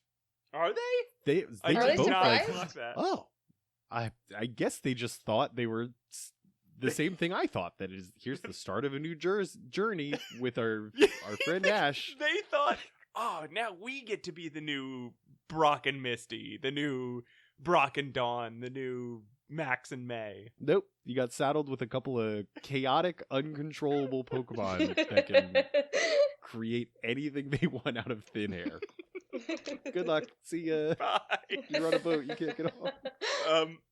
And then the epilogue to this is we see Team Rocket floating on a piece of like junk down a river. Yeah. Also, can I go back to the moment where Ash and the two Pokemon are posing as Ash and Pikachu? Yeah. Mm-hmm.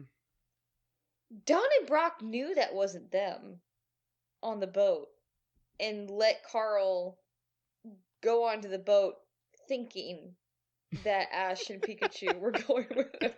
Yeah, you got to think they had a conversation like off camera. No, I don't think they even had a conversation, but they knew that it wasn't them. So apparently Carl was completely unaware entirely that it was I forget their names. Zoroark and Zorua. Bjork and Zura. Zoroark and Zorua? More like Bjork and Zorua. Really Can't go after Zorua. He's perfect. Yeah, he's a flawless specimen. Also, wait. Zorua can speak in people's minds. Zoroark cannot? Yeah. Zoroark just says his own name? I guess and so. makes hacking sounds? Yeah. Yep. So that's why I'm saying I think there was a conversation off screen where Carl and Rowena were both like, all right, now you understand, you got to take care of these they're very difficult to take care of, but Zoroark and Zoroa won't survive without some human care. They need someone to take care of them. And Ash and Brock and Dawn are all like, oh yeah, totally, we got it. We'll take care of them, and we'll just send Ash with you instead. But then they pull the switch, and that's why Carl and Rowena are so shocked at the end. So then there's the epilogue of Team Rocket floating down the river on this piece of garbage, and they're just like philosophizing about how chaos makes life worth living. Yeah. About how like the unknown being just around every corner makes it exciting to live their lives.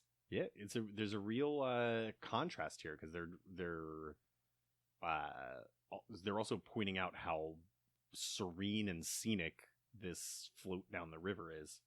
It's almost like their new thing is like they don't care if they fail every time. They don't care if they never catch these Pokemon or never make money or never become part of actual Team Rocket.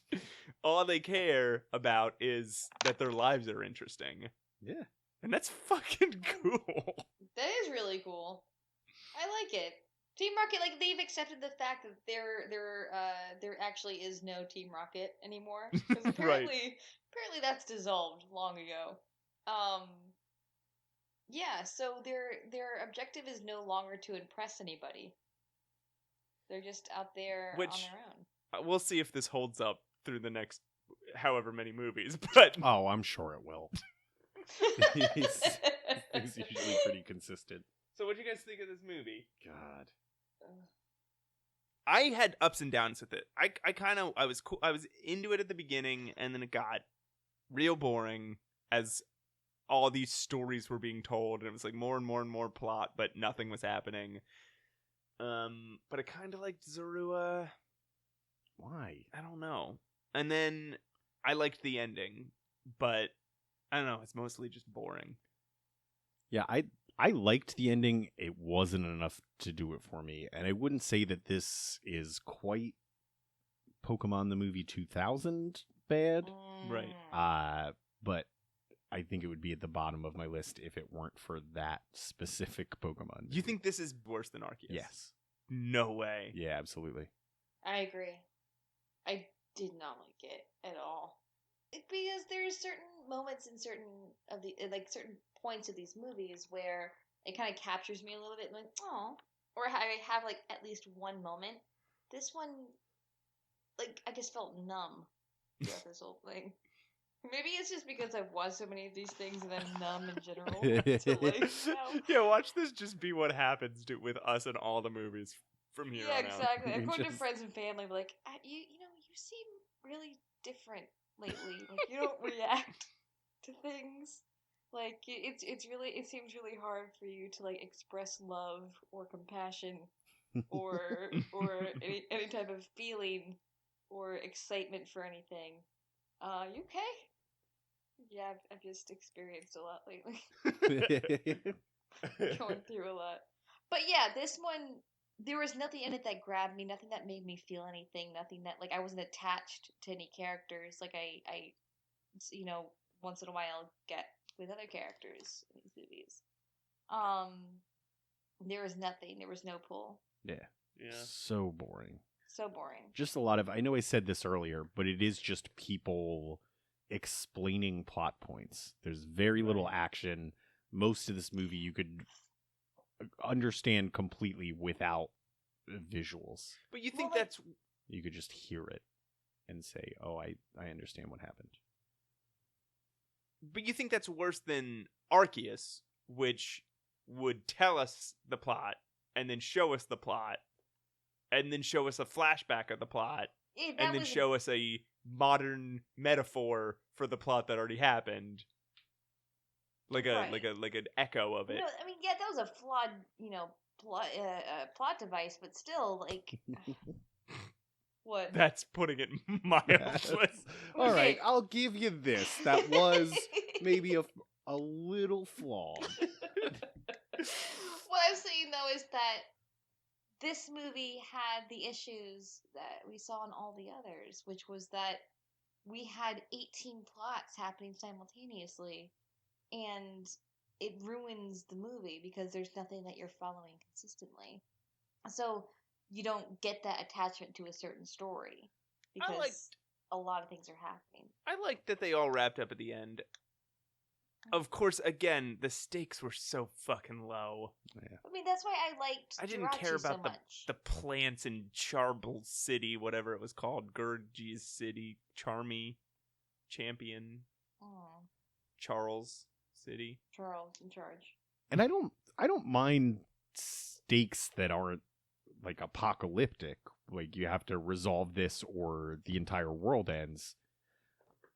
I'm okay with somewhat low stakes, like maybe a friend of Right. yours will die, or maybe I don't know, I guess it's all just been world ending stuff, but like give us something more than all the plants will die. Yeah, I mean, even if it, I feel like even a movie where it's like, oh, we're not gonna make it to the contest in time would be higher Yeah. stakes than like the plants are gonna die.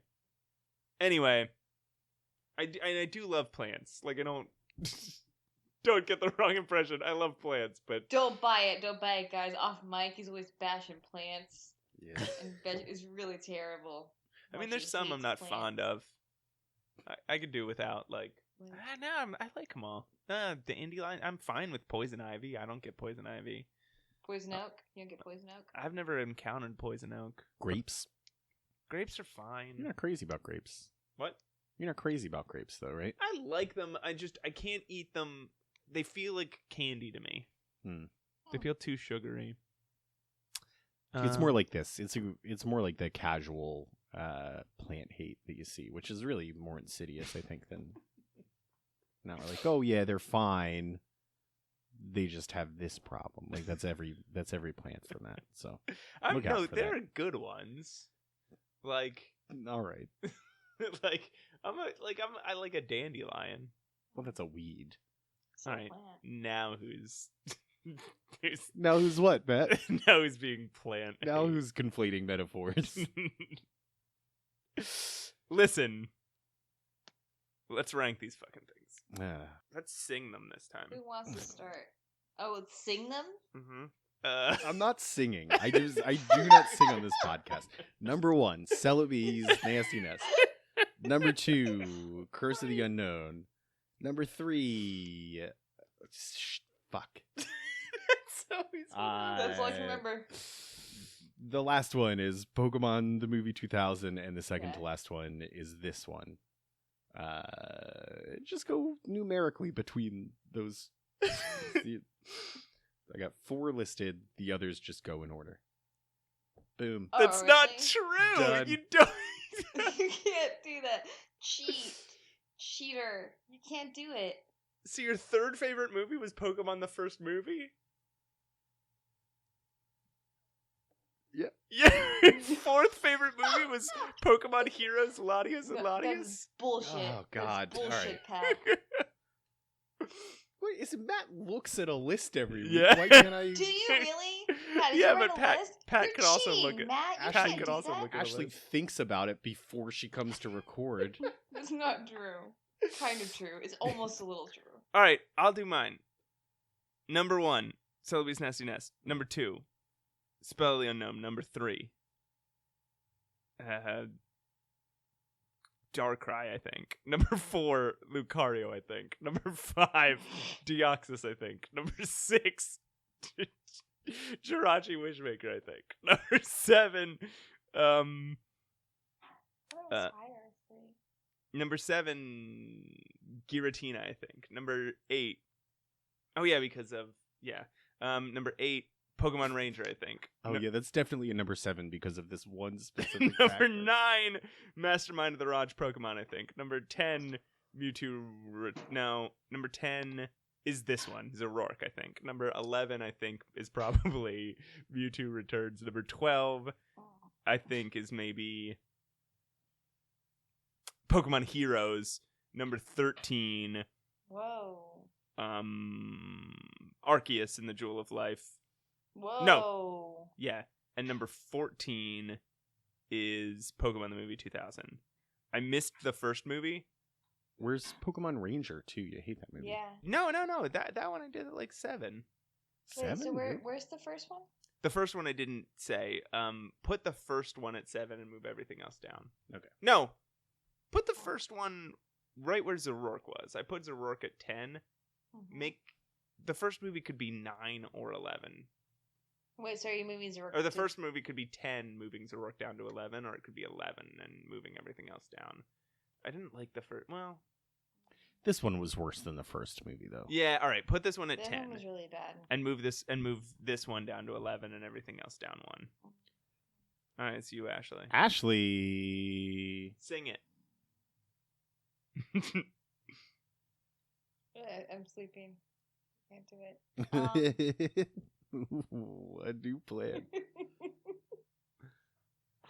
That's honestly has been my defense for a lot of things. Like,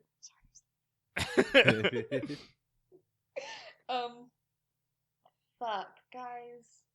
Okay. God damn it.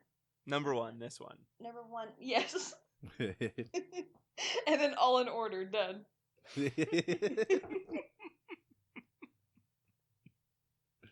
did it. Except it's back to front, so it's like descending order. Yeah, exactly. So the 1 is at the bottom, and then it goes up from there. All right.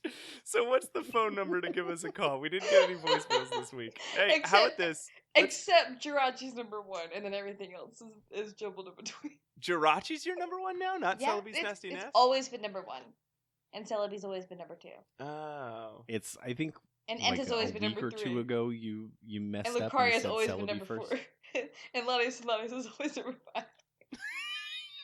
And Darkrai is always number 6. What's always number 7? Mewtwo Returns is always number 7. Yeah. Yeah. But This one has always been number 8. Mutator. I say Mutator Trans already. Now, when you say Ranger, always, Ranger's always been number 5. No, 9. Yeah. I feel like week to week these would actually go up a number Always. No. every time, right? If the new one always They've becomes always number 1. No, they've always been in this order, guys. And the last one's always been what was it? Fuck. This one? 13's. Pokemon the Yes. first movie? Yeah. The last. The last one's always been Pokemon the first movie. And the one above that has always been 2000. All right, no, I can't argue with that logic. We didn't get any voicemails this week. 607-323-7168 because you asked that just a second ago. How do you feel Sorry. about this? Let's threaten our listeners. Okay. We didn't get a voicemail this week.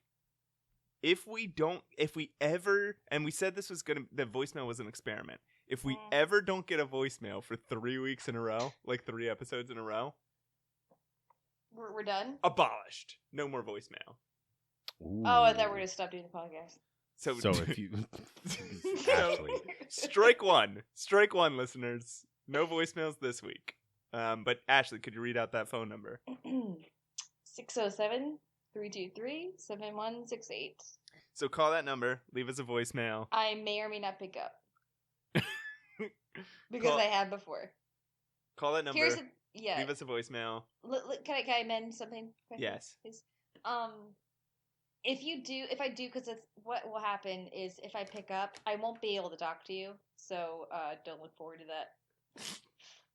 So what's gonna happen is if you call and I pick up, and you get hung up on, I'm sorry. Please call again because I forget that this thing is connected to my phone. All you hear is like Google saying something to you. Yeah, Google's like voice call from blah, blah, blah, blah, blah. And if I don't pick up, it'll just send it the voicemail anyway.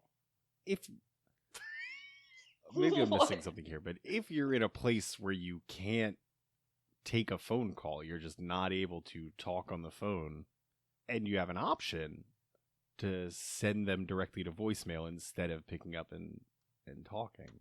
Right? Why are you answering the calls? No, because I didn't recognize the number. So I was like, oh, hey. Oh, wait. No. What? So I hung up, and then I called back. I'm like, hello? Oh, no. Oh, it's the voicemail. Or Guys, don't. Call the number. Do not talk to Ashley.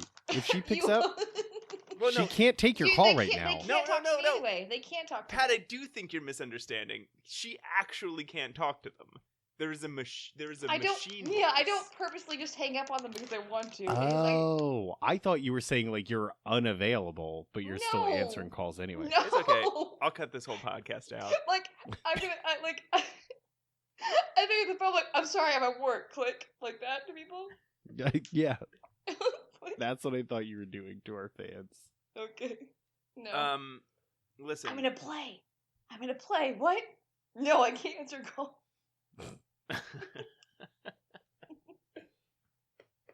Listen, I'm sick.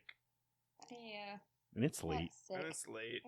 So if we could just come up with like an outro thing that we could say every time so that we don't have to go through this at the end of every episode so that we could just say it and be done, that'd be cool with me.